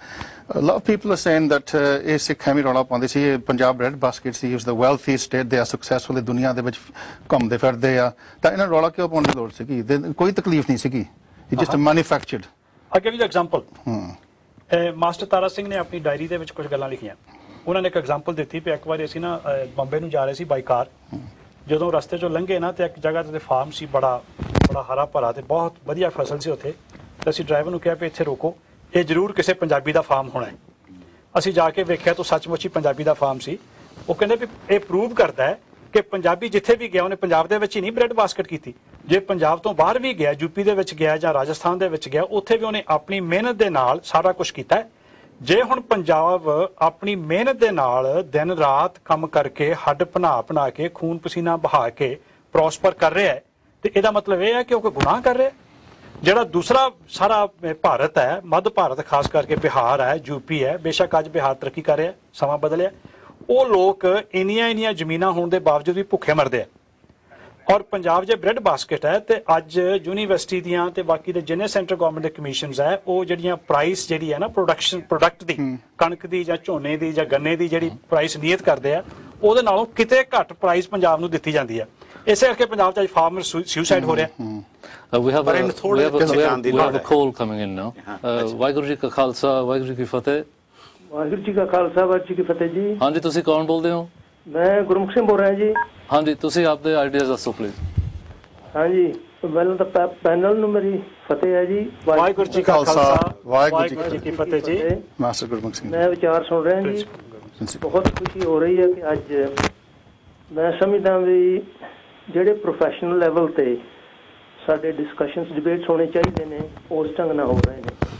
ਬਾਕੀ ਤਕਰੀਬਨ ਡਾਕਟਰ ਗੁਰਨਾਮ ਸਿੰਘ, ਸਰਦਾਰ ਅਵਤਾਰ ਸਿੰਘ ਤੇ ਡਾਕਟਰ ਪ੍ਰੀਤਮ ਸਿੰਘ ਤੇ ਪ੍ਰੈਜ਼ੈਂਟਰ ਮੈਂ ਇਹਨਾਂ ਦਾ ਨਾਂ ਨਹੀਂ ਜਾਣਦਾ, ਬਹੁਤ ਵਧੀਆ ਢੰਗ ਦੇ ਨਾਲ ਥੋੜਾ ਹੋ ਰਿਹਾ। ਭਾਜੀਤ ਸਿੰਘ ਜੀ। ਅੱਛਾ ਜੀ, ਜਿਹੜਾ ਮੇਰਾ ਇਸ ਵੇਲੇ ਹੈ ਨਾ ਵਿਸ਼ਾ, ਉਹ ਇਹ ਹੈ ਕਿ ਜਿਹੜਾ ਇਹ 1984 ਦਾ ਅਸੀਂ ਹੁਣ ਜਿਵੇਂ ਕੱਲ੍ਹ ਨੂੰ ਕਰ ਰਹੇ ਹਾਂ ਅਸੀਂ, ਹਾਂਜੀ, ਇਹਦੇ ਕੀ is it value for money, ਕੀ ਇਹ ਸਾਨੂੰ ਕਰਨਾ ਚਾਹੀਦਾ ਜਾਂ ਕਿ ਸਾਨੂੰ ਸਾਡੀ ਅਪਰੋਚ ਜਿਹੜੀ ਹੈ ਉਹ ਸਾਨੂੰ ਕੁਝ ਬਦਲਣੀ ਚਾਹੀਦੀ ਆ। ਅੱਛਾ, ਇੱਕ ਗੱਲ ਮੈਂ ਮੈਂਸ਼ਨ ਕਰ ਦਿਆਂ ਕਿ ਸਾਚੀ ਸਾਖੀ ਦਾ ਮੈਂਸ਼ਨ ਮੇਰਾ ਖਿਆਲ ਸ਼ਾਇਦ ਹਾਲੇ ਡਿਸਕਸ਼ਨ ਦੇ ਵਿੱਚ ਨਹੀਂ ਹੋਇਆ। ਮੈਂ ਸਮਝਦਾ ਵੀ ਸਰਦਾਰ ਕਪੂਰ ਸਿੰਘ ਨੇ ਜਿਹੜੇ ਸਾਡੇ ਪ੍ਰੋਬਲਮਸ ਨੇ ਜਾਂ ਜਿੱਥੇ ਅਸੀਂ ਅੱਜ ਪਹੁੰਚੇ ਹੋਏ ਹਾਂ, ਇਹ ਬਹੁਤ ਵਧੀਆ ਢੰਗ ਦੇ ਨਾਲ ਉਹਨਾਂ ਨੇ ਆਪਣੀ ਸਾਚੀ ਸਾਖੀ ਦੇ ਵਿੱਚ ਕਵਰ ਕੀਤੇ ਹੋਏ ਨੇ। ਅੱਛਾ, 1984 ਹੈ ਜੀ, 1984 ਮੈਂ ਸਮਝਦਾ ਵੀ ਸਾਡਾ ਜਿਹੜਾ ਵਿਰਸਾ ਇੱਕ ਸਾਡੇ ਹੈਰੀਟੇਜ ਦਾ ਇੱਕ ਹਿੱਸਾ ਬਣ ਚੁੱਕਿਆ ਤੇ ਐਸ ਰਿਮੈਂਬਰੈਂਸ ਡੇ, ਇਹਦੇ 'ਚ ਕੋਈ ਸ਼ੱਕ ਨਹੀਂ ਹੈ ਕਿ ਇਹ ਸਾਨੂੰ ਹੁਣ ਗਾਂ ਫॉर द ਫਿਊਚਰ ਇਸ ਸਾਨੂੰ ਹਮੇਸ਼ਾ ਅਸੀਂ ਯਾਦ ਕਰਿਆ ਕਰਾਂਗੇ। ਜਿਸ ਤਰ੍ਹਾਂ ਅਸੀਂ ਹੋਰ ਘੱਲੂਘਾਰੇ ਸਾਡੇ ਨਾਲ ਹੋਏ ਨੇ, ਇਸੇ ਤਰ੍ਹਾਂ ਹੀ ਹੋ ਸਕਦਾ ਅਰਦਾਸ ਦੇ ਵਿੱਚ ਵੀ ਇਹ 1984 ਜਿਹੜਾ ਇਹ ਇੱਕ ਸਾਡਾ ਹਿੱਸਾ ਬਣ ਜਾਵੇ। ਬਾਕੀ ਜਿਹੜਾ ਵੈਲਿਊ ਫॉर ਮਨੀ ਦੀ ਗੱਲ, ਇਸ ਤਰ੍ਹਾਂ ਬਈ ਸਾਨੂੰ ਥੋੜ੍ਹਾ ਬਹੁਤਾ ਸੋਚਣਾ ਚਾਹੀਦਾ। ਡਾਕਟਰ ਗੁਰਨਾਮ ਸਿੰਘ ਹੋਰਾਂ ਨਾਲ ਵੀ ਮੇਰੇ ਵਿਚਾਰ ਹੋਏ ਨੇ ਇਹਨਾਂ ਗੱਲਾਂ ਬਾਬਤ। ਮੈਂ ਉਹਨਾਂ ਨਾਲ ਬਿਲਕੁਲ ਸਹਿਮਤ ਹਾਂ ਕਿ ਅਸੀਂ ਹਰ ਸਾਲ ਉਹੀ ਜਿਹੜਾ ਰਿਕਾਰਡ ਇੱਕ ਟਰੱਕ 'ਚ ਫਸ ਗਿਆ ਹੁੰਦਾ ਨਾ, ਉਸ ਢੰਗ ਨਾਲ ਨਾ ਚੱਲੀਏ, ਸਗੋਂ ਹਰ ਸਾਲ ਅਸੀਂ ਕੋਈ ਨਾ ਕੋਈ ਨਵੇਂ ਢੰਗ ਦੇ ਨਾਲ ਇਹਨੂੰ ਪ੍ਰੈਜ਼ੈਂਟ ਕਰੀਏ। ਬੇਸ਼ੱਕ ਅਸੀਂ ਇਕੱਠ ਵੀ ਕਰੀਏ, ਪਰ ਨਾਲ ਦੀ ਨਾਲ ਜਿਹੜਾ ਸਾਡਾ ਪ੍ਰੈਜ਼ੈਂਟੇਸ਼ਨ ਦਾ ਢੰਗ ਆ ਜਾਂ ਸਾਡਾ ਮੀਡੀਆ ਨੂੰ ਅਸੀਂ ਅਟਰੈਕਟ ਕਰਨਾ, ਅਸੀਂ ਉਹਨਾਂ ਨੂੰ ਕਿਵੇਂ ਅਟਰੈਕਟ ਕਰਨਾ, ਤੇ ਅਸੀਂ ਇਸ ਨੂੰ ਬੜੇ ਪ੍ਰੋਫੈਸ਼ਨਲ ਲੈਵਲ ਦੇ ਨਾਲ ਪ੍ਰੈਜ਼ੈਂਟ ਕਰੀਏ 1984 ਨੂੰ, ਜਦੋਂ ਵੀ ਅਸੀਂ ਇਸ ਨੂੰ ਇੱਥੇ ਲੰਡਨ ਦੇ ਵਿੱਚ ਇਕੱਠ ਦੇ ਤੌਰ ਤੇ ਮਨਾਉਂਦੇ ਹਾਂ। ਗੁਰਮੁਖ ਸਿੰਘ ਜੀ, ਮੈਂ ਤੁਹਾਨੂੰ ਇੱਕ ਕੁਐਸਚਨ ਪੁੱਛਣਾ ਚਾਹੁੰਦਾ, ਕਿਉਂਕਿ ਤੁਸੀਂ ਬੜੇ ਅੱਛੇ ਵਿਚਾਰ ਦਿੱਤੇ ਆ। ਹਾਂਜੀ, ਕਿਉਂਕਿ ਜੋ ਪਿਛਲੇ 3 ਸਾਲਾਂ 'ਚ ਸਾਡੇ ਕੋਲ ਮੀਡੀਆ ਵੀ ਆ ਗਿਆ, ਹੁਣ ਜਿੱਦਾਂ ਦੇ ਆਪਾਂ ਹੁਣ ਅੱਜ ਵੀ ਪ੍ਰੋਗਰਾਮ ਦਿੰਦੇ, ਅੱਗੇ ਸਾਡੇ ਕੋਲ ਨਹੀਂ ਸੀਗਾ। ਹਾਂਜੀ ਹਾਂਜੀ, ਕਿ ਤੁਸੀਂ ਸੋਚਦੇ ਆ ਵੀ ਇਹ ਵੀ ਇੱਕ ਰੈਵੋਲੂਸ਼ਨ ਸਾਡੀ ਲਹਿਰ ਦੇ ਵਿੱਚ ਹੁਣ ਆ ਰਿਹਾ, ਤਾਂ ਲਹਿਰ ਨਹੀਂ ਕੱਚ ਚੁੱਪ ਕਰ ਰਹੀ ਜੋ ਓਪਰਚੁਨਿਟੀ ਸਾਡੇ ਕੋਲ ਹੈਗੀਆਂ। ਠੀਕ ਹੈ, ਠੀਕ ਹੈ। ਤੇ ਤੁਸੀਂ ਕੀ ਸੋਚਦੇ ਵੀ ਸਾਨੂੰ ਇਸ ਲਹਿਰ ਨੂੰ, ਕਿਉਂਕਿ I'm asking in a sense asking you the question that you pose, ਲਹਿਰ ਨੂੰ ਕਿਸ ਤਰੀਕੇ ਨਾਲ ਆਪਾਂ ਨੂੰ ਅੱਗੇ ਲਿਜਾਣਾ ਚਾਹੀਦਾ, ਤੁਸੀਂ ਥੋੜਾ ਜਿਹਾ ਦੱਸੋ ਸਾਨੂੰ। ਦੇਖੋ ਜੀ, ਮੈਂ ਸਮਝਦਾ ਵੀ ਇੱਕ ਤਾਂ ਇਹਦੇ ਵਿੱਚ ਨਾ ਜਿਹੜੇ ਹੁਣ ਅਸੀਂ ਨਾਅਰੇਬਾਜ਼ੀ ਨੂੰ ਥੋੜਾ ਜਿਹਾ ਘਟਾਈਏ ਤੇ ਅਸੀਂ ਜਿਹੜਾ ਆਪਣਾ ਜਿਹੜਾ ਇਸ਼ੂਸ ਨੇ, ਹੁਣ ਅੱਜ ਤੁਸੀਂ ਜੋ ਵਿਚਾਰ ਪ੍ਰੈਜ਼ੈਂਟ ਕਰ ਰਹੇ ਹੋ, ਇਹ ਹੀ ਬਹੁਤ ਸੁਲਝੇ ਢੰਗ ਨਾਲ ਵੈਰੀ ਬਰੀਫਲੀ ਇਹ ਸਾਨੂੰ, ਜਿਵੇਂ ਕੱਲ੍ਹ ਨੂੰ ਹੁਣ ਸਟੇਜ ਲੱਗੇਗੀ, ਇਸ ਤਰ੍ਹਾਂ ਦੇ ਵਿਦਵਾਨ ਸਰਦਾਰ ਅਵਤਾਰ ਸਿੰਘ ਹੋਰੀ ਨੇ, ਡਾਕਟਰ ਗੁਰਨਾਮ ਸਿੰਘ ਨੇ, ਇੱਧਰ ਡਾਕਟਰ ਪ੍ਰੀਤਮ ਸਿੰਘ ਬੈਠੇ ਨੇ, ਇਹ ਇਸ ਤਰ੍ਹਾਂ ਦੇ ਸਾਡੇ ਨਾਲ ਵਿਚਾਰ ਬੈਲੈਂਸ ਵਿਚਾਰ ਹੋਣ। ਦੂਸਰੀ ਗੱਲ ਇਹ ਹੈ ਕਿ ਕਈ ਵਾਰ ਮੈਂ ਸਮਝਦਾ ਅਸੀਂ ਸਿਰਫ ਜਿਹੜਾ ਸਿੱਖ ਪੱਖ ਹੈ ਉਸੇ ਤੇ ਵਿਚਾਰ ਕਰਦੇ ਹਾਂ। ਕਈ ਵਾਰ ਮੈਨੂੰ ਬੜੀ ਖੁਸ਼ੀ ਹੁੰਦੀ ਕਿ ਡਾਕਟਰ ਪ੍ਰੀਤਮ ਸਿੰਘ ਅੱਜ ਇਸ ਪੈਨਲ ਦੇ ਵਿੱਚ ਨੇ, ਕਿਉਂਕਿ ਉਹ ਕੁਛ ਨਾ ਕੁਛ ਜਿਹੜੇ ਥੋੜ੍ਹੇ ਬਹੁਤੇ ਨਾ, ਕਿਉਂਕਿ ਦੇਰਸ ਆਲਵੇਜ਼ ਦ ਕੁਐਸਚਨ ਜਿਹਨੂੰ ਕਹਿੰਦੇ ਡੈਵਲਸ ਐਡਵੋਕੇਟ, ਕਿ ਸਾਨੂੰ ਦੂਸਰੀ ਧਿਰ ਨੂੰ ਵੀ ਦੇਖਣਾ ਚਾਹੀਦਾ ਕਿ ਉਹਨਾਂ ਦੇ ਵੱਲੋਂ ਕਿਸ ਤਰ੍ਹਾਂ ਦੇ ਵਿਚਾਰ ਨੇ। ਸੋ ਪ੍ਰੈਜ਼ੈਂਟੇਸ਼ਨ ਦੇ ਵਿੱਚ ਸਾਡੀ ਪ੍ਰੋਫੈਸ਼ਨਲਿਜ਼ਮ, ਦੂਸਰੇ ਇਹ ਬੜੀ ਡਿਗਨੀਫਾਈਡ ਇਵੈਂਟ ਹੋਣੀ ਚਾਹੀਦੀ ਹੈ ਹਰ ਸਾਲ, ਬੜੀ ਸ਼ਾਂਤਮਈ ਢੰਗ ਦੇ ਨਾਲ ਅਸੀਂ ਇਹ ਇਕੱਠ ਕਰੀਏ। ਫਿਰ ਅਸੀਂ ਗਾਂਹ ਦੀ ਜਿਹੜੀਆਂ ਜਨਰੇਸ਼ਨਸ ਨੇ 84 ਦੇ ਵਿੱਚ ਜਿਹੜੇ ਕਿ ਬੜੇ ਬੱਚੇ ਛੋਟੇ ਸੀਗੇ, ਉਹਨਾਂ ਨੂੰ ਅਸੀਂ ਬੜੇ ਸੁਲਝੇ ਢੰਗ ਦੇ ਨਾਲ ਇੰਗਲਿਸ਼ ਦੇ ਵਿੱਚ ਖਾਸ ਕਰਕੇ ਅਸੀਂ ਉਹਨਾਂ ਨੂੰ ਦੱਸੀਏ ਕਿ 84 ਜਿਹੜੀ ਆ ਇਹਦੀ ਕੀ ਮਹੱਤਤਾ ਹੈ। ਬਾਕੀ ਮੀਡੀਆ ਨੂੰ ਅਸੀਂ ਐਡਵਰਟੀਜ਼ਮੈਂਟ ਫੁੱਲ ਪੇਜ ਦੇ ਸਕਦੇ ਹਾਂ ਨੈਸ਼ਨਲ ਅਖਬਾਰਾਂ ਦੇ ਵਿੱਚ। ਸੋ ਇਸ ਤਰ੍ਹਾਂ ਦੇ ਕਈ ਵਿਚਾਰ ਨੇ ਜਿਹੜੇ ਕਿ ਅਸੀਂ ਇਸ ਤਰ੍ਹਾਂ ਬਹੁਤਾ ਨਹੀਂ ਡਿਸਕਸ ਕਰ ਸਕਦੇ, ਪਰ ਜਿਹੜੇ ਵਿਦਵਾਨ ਨੇ, ਜਿਹੜੇ ਜਿਸ ਤਰ੍ਹਾਂ ਮੇਰੇ ਸਾਹਮਣੇ ਹੁਣ ਇਸ ਵੇਲੇ ਬੈਠੇ ਨੇ, ਇਹਨਾਂ ਨੂੰ ਇੱਕ ਥਿੰਕ ਟੈਂਕ ਵਾਂਗੂ ਜਿਹੜਾ ਕਿ ਉਦਮ ਹੋ ਹੀ ਰਿਹਾ ਉਹ। ਤੇ ਬਾਕੀ ਆ ਜਿਹੜਾ ਮੀਡੀਆ ਸਾਡੇ ਕੋਲੇ ਹੁਣ, ਇਹ ਬੜਾ ਇੱਕ ਪਾਵਰਫੁਲ ਟੂਲ ਹੈ, ਇਟਸ ਵੈਰੀ ਪਾਵਰਫੁਲ। ਮੈਂ ਅੱਜ ਇਮੈਜਿਨ ਨਹੀਂ ਕਰ ਸਕਦਾ ਕਿ how can we can manage without it. ਇਹਦੇ ਵਿੱਚ ਮੈਂ ਸਮਝਦਾ ਵੀ ਇਹਨਾਂ ਨੂੰ ਹਰ ਸਮੇਂ ਅਪੀਲਾਂ ਨਾ ਕਰਨੀਆਂ ਪੈਣ, ਸਗੋਂ ਇਹਨਾਂ ਕੋਲੇ ਫੰਡਸ ਇੰਨੇ ਜ਼ਿਆਦਾ ਹੋਣ, ਹੋਰਾਂ ਕੌਮਾਂ ਵੱਲ ਦੇਖ ਲਓ, ਕਿ ਇਹਨਾਂ ਨੂੰ ਰੈਗੂਲਰ ਇਨਕਮ ਹੋਵੇ ਤਾਂ ਕਿ ਇਹ ਇਸੇ ਤਰ੍ਹਾਂ ਦੇ ਇਹ ਜਿਹੜਾ ਪ੍ਰੋਫੈਸ਼ਨਲ ਲੈਵਲ ਆ ਨਾ ਵਿਚਾਰ ਵਟਾਂਦਰੇ ਦਾ, ਇਸ ਨੂੰ ਇਸ ਪੱਧਰ ਤੇ ਰੱਖ ਸਕਣ। ਸੋ ਇਹੀ ਕੁਝ ਥੋੜੇ ਜਿਹੇ ਵਿਚਾਰ ਨੇ ਜੀ। ਬਹੁਤ ਧੰਨਵਾਦ ਜੀ ਤੁਹਾਡਾ। ਵਾਹਿਗੁਰੂ ਜੀ ਕਾ ਖਾਲਸਾ। ਇੱਕ ਹੋਰ ਕਾਲ ਆ ਰਿਹਾ। ਹਾਂਜੀ, ਵਾਹਿਗੁਰੂ ਜੀ ਕਾ ਖਾਲਸਾ, ਵਾਹਿਗੁਰੂ ਜੀ ਕੀ ਫਤਿਹ। ਹਾਂਜੀ ਜੀ, ਵਾਹਿਗੁਰੂ ਜੀ ਕਾ ਖਾਲਸਾ, ਵਾਹਿਗੁਰੂ ਜੀ ਕੀ ਫਤਿਹ ਜੀ। ਹਾਂਜੀ, ਤੁਹਾਡਾ ਨਾਂ ਕੀ ਹੈ ਜੀ? ਖਾਲਸਾ ਜੀ, ਮੇਰਾ ਨਾਮ ਪਰਮਜੀਤ ਸਿੰਘ ਹੈ, ਮੈਂ ਸਾਥੋਂ ਤੋਂ ਬੋਲ ਰਿਹਾ। ਹਾਂਜੀ ਪਰਮਜੀਤ ਸਿੰਘ ਹਾਂਜੀ ਦੱਸੋ ਪਲੀਜ਼ ਆਪਦੇ ਹਾਂਜੀ ਬੇਨਤੀ ਹੈ ਜੀ ਇੱਕ ਸਾਰਿਆਂ ਤੋਂ ਪਹਿਲਾਂ ਤੁਹਾਡੀ ਬਹੁਤ ਸ਼ਲਾਘਾ ਕਰਨੀ ਬਣਦੀ ਆ ਕਿ ਤੁਸੀਂ ਬੜੀ ਓਪਨ ਡਿਬੇਟ ਕਰ ਰਹੇ ਆ ਤੇ ਇਹਦੇ ਵਿੱਚ ਬੜੇ ਸਨਮਾਨਯੋਗ ਜਿਹੜੇ ਬੁਲਾਰੇ ਬੈਠੇ ਆ ਤੇ ਆਪਣੇ ਵਿਦਵਾਨ ਸੱਜਣ ਬੈਠੇ ਆ ਤੇ ਇੱਕ ਗੱਲ ਮੈਂ ਇੱਥੇ ਜ਼ਰੂਰੀ ਮੈਂਸ਼ਨ ਕਰਨੀ ਸਮਝਦਾ ਕਿ ਜਿੱਦਾਂ ਹੁਣ ਆਪਾਂ ਡਿਬੇਟ ਕਰੀ ਦੀ ਆ ਤੇ ਉਹਦੇ ਵਿੱਚ ਆਪਾਂ ਨੂੰ ਬਹੁਤ ਕੁਝ ਸਿੱਖਣ ਨੂੰ ਮਿਲਦਾ ਤੇ ਇਹਦੇ ਵਿੱਚ ਜਿਹੜੀ ਇਨਫੋਰਮੇਸ਼ਨ ਕਈ ਵਾਰੀ ਆਪਾਂ ਅਖਬਾਰਾਂ ਦੇ ਵਿੱਚ ਪੜ੍ਹੀ ਦੀ ਜਾਂ ਸੁਣੀ ਦੀ ਆ ਉਹ ਨਾਲ ਇੱਕ ਵਨ ਸਾਈਡਡ ਬਹੁਤੇ ਆਪਣੇ ਸਿੱਖਾਂ ਦਾ ਵਨ ਸਾਈਡਡ ਵਿਊ ਬਣ ਗਿਆ ਸੀ ਸੰਤ ਪਿੰਡ ਵਾਲਿਆਂ ਦੇ ਬਾਰੇ ਕਿਉਂਕਿ ਜਿੱਦਾਂ ਦਾ ਪ੍ਰਚਾਰ ਇੰਡੀਅਨ ਮੀਡੀਆ ਨੇ ਕੀਤਾ ਸੀਗਾ ਉਹਨਾਂ ਦੇ ਖਿਲਾਫ ਇੱਕ ਬਹੁਤ ਇੰਪੋਰਟੈਂਟ ਬੁੱਕ ਹੈ ਮੈਂ ਸਿਰਫ ਤੁਹਾਡੇ ਸਰੋਤਿਆਂ ਦੇ ਜਾਣਕਾਰੀ ਵਾਸਤੇ ਦੱਸਣੀ ਚਾਹੁੰਦਾ ਬੁੱਕ ਦਾ ਨਾਮ ਹੈਗਾ ਦ ਗੈਲੈਂਟ ਡਿਫੈਂਡਰ ਉਹ ਲਿਖੀ ਹੈਗੀ ਆ ਪੰਜਾਬੀ ਹਿੰਦੂ ਰਿਟਾਇਰਡ ਆਫਿਸਰ ਸੀਗਾ ਉਹਦਾ ਨਾਮ ਸੀ A.R. ਦਰਸ਼ੀ ਉਹਨੇ ਉਸ ਕਿਤਾਬ ਦੇ ਵਿੱਚ ਜਿਹੜੀ ਇੰਟਰਨਲ ਇਨਫੋਰਮੇਸ਼ਨ ਸੀ ਉਸ ਟਾਈਮ ਸਰਕਾਰ ਦੀ ਕਿ ਕਿੱਦਾਂ ਹਮਲਾ ਜਿਹੜਾ ਕਰਵਾਇਆ ਗਿਆ ਕਰਵਾਉਣ ਤੋਂ ਪਹਿਲਾਂ ਜਿਹੜੇ ਮਾਹੌਲ ਜਿਹੜਾ ਕਿੱਦਾਂ ਦਾ ਕ੍ਰੀਏਟ ਕੀਤਾ ਗਿਆ ਪੰਜਾਬ ਦੇ ਵਿੱਚ ਬਹੁਤ ਸਾਰੇ ਇਨੋਸੈਂਟ ਤੇ ਜਿਹੜੇ ਪੰਜਾਬੀ ਹਿੰਦੂ ਸੀ ਉਹ ਮਾਰੇ ਗਏ ਉਹ ਕਿਹਨੇ ਮਾਰੇ ਉਹਨੇ ਆਪ ਬੁੱਕ ਦੇ ਵਿੱਚ ਮੈਂਸ਼ਨ ਕੀਤਾ ਕਿ ਉਹ ਇੰਦਰਾ ਗਾਂਧੀ ਨੇ ਖੁਦ ਏਜੰਸੀ ਉਹਦੀ ਬਣਾਈ ਸੀ ਉਹ ਪੰਜਾਬ ਦੇ ਵਿੱਚ ਆਪਰੇਟ ਕਰ ਰਹੀ ਸੀ ਤੇ ਪੰਜਾਬ ਦੇ ਵਿੱਚ ਉਹ ਹਿੰਦੂ ਮਾਰ ਰਹੀ ਸੀ ਤੇ ਉਹ ਜਿਹੜੇ ਸਾਰਾ ਕੁਝ ਬਲੇਮ ਜਾਣਬੁੱਝ ਕੇ ਸੰਤ ਪਿੰਡ ਰਾਣਿਆਂ ਦੇ ਨਾਂ ਤੇ ਲਾਇਆ ਜਾ ਰਿਹਾ ਸੀ ਤਾਂ ਕਿ ਜਿਹੜਾ ਹਮਲਾ ਕਰਨ ਦੀ ਇੱਕ ਜਿਹੜੀ ਗਰਾਊਂਡ ਬਣਾਈ ਜਾ ਸਕੇ ਤੇ ਸੈਕੰਡਲੀ ਉਹਨੇ ਉਹਦੇ ਵਿੱਚ ਬਹੁਤ ਜਿਹੜੀਆਂ ਇੰਟਰਨਲ ਜਿਹੜੀ ਇਨਫੋਰਮੇਸ਼ਨ ਜਿਹੜੀ ਆਮ ਲੋਕਾਂ ਦਾ ਨਹੀਂ ਆਈ ਮੂਹਰੇ ਉਹਨੇ ਉਹਦੇ ਵਿੱਚ ਦਿੱਤੀ ਹੈ ਤੇ ਮੇਰੀ ਬੇਨਤੀ ਆ ਕਿ ਆਪਾਂ ਨਾ ਇਸ ਬੁੱਕ ਦੇ ਉੱਤੇ ਜਾਂ ਹੋਰ ਵੀ ਜਿਹੜੀਆਂ ਬੁੱਕਾਂ ਆ ਜਿਹੜੀਆਂ ਇੱਕ ਤਾਂ ਹੁੰਦੀ ਆ ਆਪਾਂ ਇੱਕ ਸ਼ਰਧਾ ਦੇ ਤੌਰ ਤੇ ਲਿਖੀਆਂ ਹੁੰਦੀਆਂ ਬੁੱਕਾਂ ਜਿਹੜੀਆਂ ਇਦਾਂ ਦੀਆਂ ਬੁੱਕਾਂ ਉਹਦੇ ਉੱਤੇ ਵੀ ਜੇ ਡਿਬੇਟ ਹੋਵੇ ਤਾਂ ਜਿਹੜੇ ਆਹ ਵਿਦਵਾਨ ਸੱਜਣ ਬੈਠੇ ਆ ਇਹਨਾਂ ਨੂੰ ਬੇਨਤੀ ਹੈ ਕਿ ਜ਼ਰੂਰ ਉਹ ਬੁੱਕ ਪੜ੍ਹਨ ਕਿਉਂਕਿ ਉਹ ਪੜ੍ਹ ਕੇ ਆਪਾਂ ਆਪਣੇ ਮਨਾਂ ਦੇ ਵਿੱਚ ਵੀ ਜਿਹੜੀਆਂ ਕਈ ਬਹੁਤ ਸਾਰੀਆਂ ਗੱਲਾਂ ਭਰਮ ਭੁਲੇਖੇ ਪਏ ਆ ਉਹ ਵੀ ਦੂਰ ਹੋ ਜਾਣਗੇ ਕਿਉਂਕਿ ਆਪਾਂ ਕਈ ਵਾਰੀ ਸੋਚੀਦਾ ਜੀ ਸੰਤ ਪਿੰਡ ਵਾਲੇ ਘਰੇ ਹਿੰਦੂਆਂ ਦੇ ਵਿਰੋਧੀ ਸੀ ਜਾਂ ਹੋਰ ਇਦਾਂ ਦੀਆਂ ਕਈ ਗੱਲਾਂ ਜਿਹੜੀਆਂ ਆਪਾਂ ਨੂੰ ਜਵਾਬ ਦੇਣਾ ਬਹੁਤ ਸੌਖਾ ਹੋ ਜਾਂਦਾ ਪਰਮਜੀਤ ਸਿੰਘ ਤੁਹਾਡਾ ਬਹੁਤ ਧੰਨਵਾਦ ਤੁਸੀਂ ਬਹੁਤ ਹੀ ਸਾਨੂੰ ਇੱਕ ਚੰਗਾ ਰਾਹ ਦੱਸਿਆ ਇਹ ਜੋ ਤੁਸੀਂ ਦਰਸ਼ੀ ਦੀ ਬੁੱਕ ਕਹੀ ਹੈ ਨਾ ਬਿਲਕੁਲ ਇਹ ਪੜ੍ਹਨੀ ਚਾਹੀਦੀ ਆ ਔਰ ਆਪਾਂ ਨੂੰ ਸਾਰੀਆਂ ਬੁੱਕਾਂ ਪੜ੍ਹਨੀਆਂ ਚਾਹੀਦੀਆਂ ਆਪਾਂ ਜਿੱਦਾਂ ਮਾਰਕ ਟਲੀ ਦੀ ਵੀ ਪੜ੍ਹੀ ਸੀਗੀ ਇੱਕ ਆ ਵੀ ਸੀਗੀ ਤੇ ਪੰਜਾਬ ਸਟੋਰੀ ਇਹਦੇ ਵਿੱਚ ਬੇਸ਼ੱਕ ਕੁਲਦੀਪ ਸਿੰਘ ਗਿੱਲ ਨੇ ਫੌਰ ਲਿਖਿਆ ਪਰ ਇਹਦੇ ਵਿੱਚੋਂ ਆਪਾਂ ਕ੍ਰਿਟੀਕਲੀ ਦੇਖੋ ਔਰ ਡਾਕਟਰ ਪ੍ਰੀਤਮ ਸਿੰਘ ਉਹਨਾਂ ਨੇ ਜੋ ਬੁੱਕਾਂ ਮੈਂ ਇਹਨਾਂ ਬੇਨਤੀ ਬਗਾ ਤੇ ਜ਼ਿਕਰ ਕਰਨ ਜਿਹੜੇ ਕਿ ਆਪਾਂ ਸਿੱਖਾਂ ਨੇ ਪੜ੍ਹੀਆਂ ਨਹੀਂ ਹੈਗੀਆਂ ਕਮਾਲ ਦੀ ਗੱਲ ਇਹ ਹੈ ਵੀ ਜੋ ਪ੍ਰੀਤਮ ਸਿੰਘ ਉਹਨਾਂ ਨੇ ਜੋ ਇਸ ਲਹਿਰ ਦੇ ਬਾਰੇ ਲਿਖਿਆ ਔਰ ਅੱਜ ਆਪਾਂ ਪ੍ਰਗਟ ਕਰਦੇ ਤੁਹਾਡੇ ਕੋਲ ਸਾਨੂੰ ਸਿੱਖ ਕੌਮ ਨੂੰ ਪਤਾ ਨਹੀਂ ਇਹਦੇ ਬਾਰੇ ਪ੍ਰੀਤਮ ਸਿੰਘ ਹੁਣੀ ਬਹੁਤ ਹੀ ਸੁਲਝੇ ਹੋਏ ਸੱਜਣ ਆ ਤੇ ਇਹਨਾਂ ਨੇ ਸ਼ਾਇਦ ਜਿੱਦਾਂ ਜੋਇਸ ਡਾਕਟਰ ਪੈਟੀਗਰੂ ਦੀ ਜਿਹੜੀ ਕਿਤਾਬ ਆ ਉਹ ਉਹਨਾਂ ਨੇ ਜ਼ਰੂਰ ਪੜ੍ਹੀ ਹੋਊਗੀ ਉਹਦੇ ਵਿੱਚ ਉਹਨੇ ਮੈਂਸ਼ਨ ਕੀਤਾ ਆ ਕਿ ਜਿਹੜਾ ਆਪਣਾ ਦਰਬਾਰ ਸਾਹਿਬ ਤੇ ਹਮਲਾ ਕੀਤਾ ਗਿਆ ਸੀ ਉਹ ਕਿਸੇ ਪੋਲੀਟੀਕਲ ਬੰਦੇ ਨੂੰ ਜਾਂ ਮਤਲਬ ਕਿਸੇ ਮਤਲਬ ਮੂਵਮੈਂਟ ਨੂੰ ਖਤਮ ਆਪਣੇ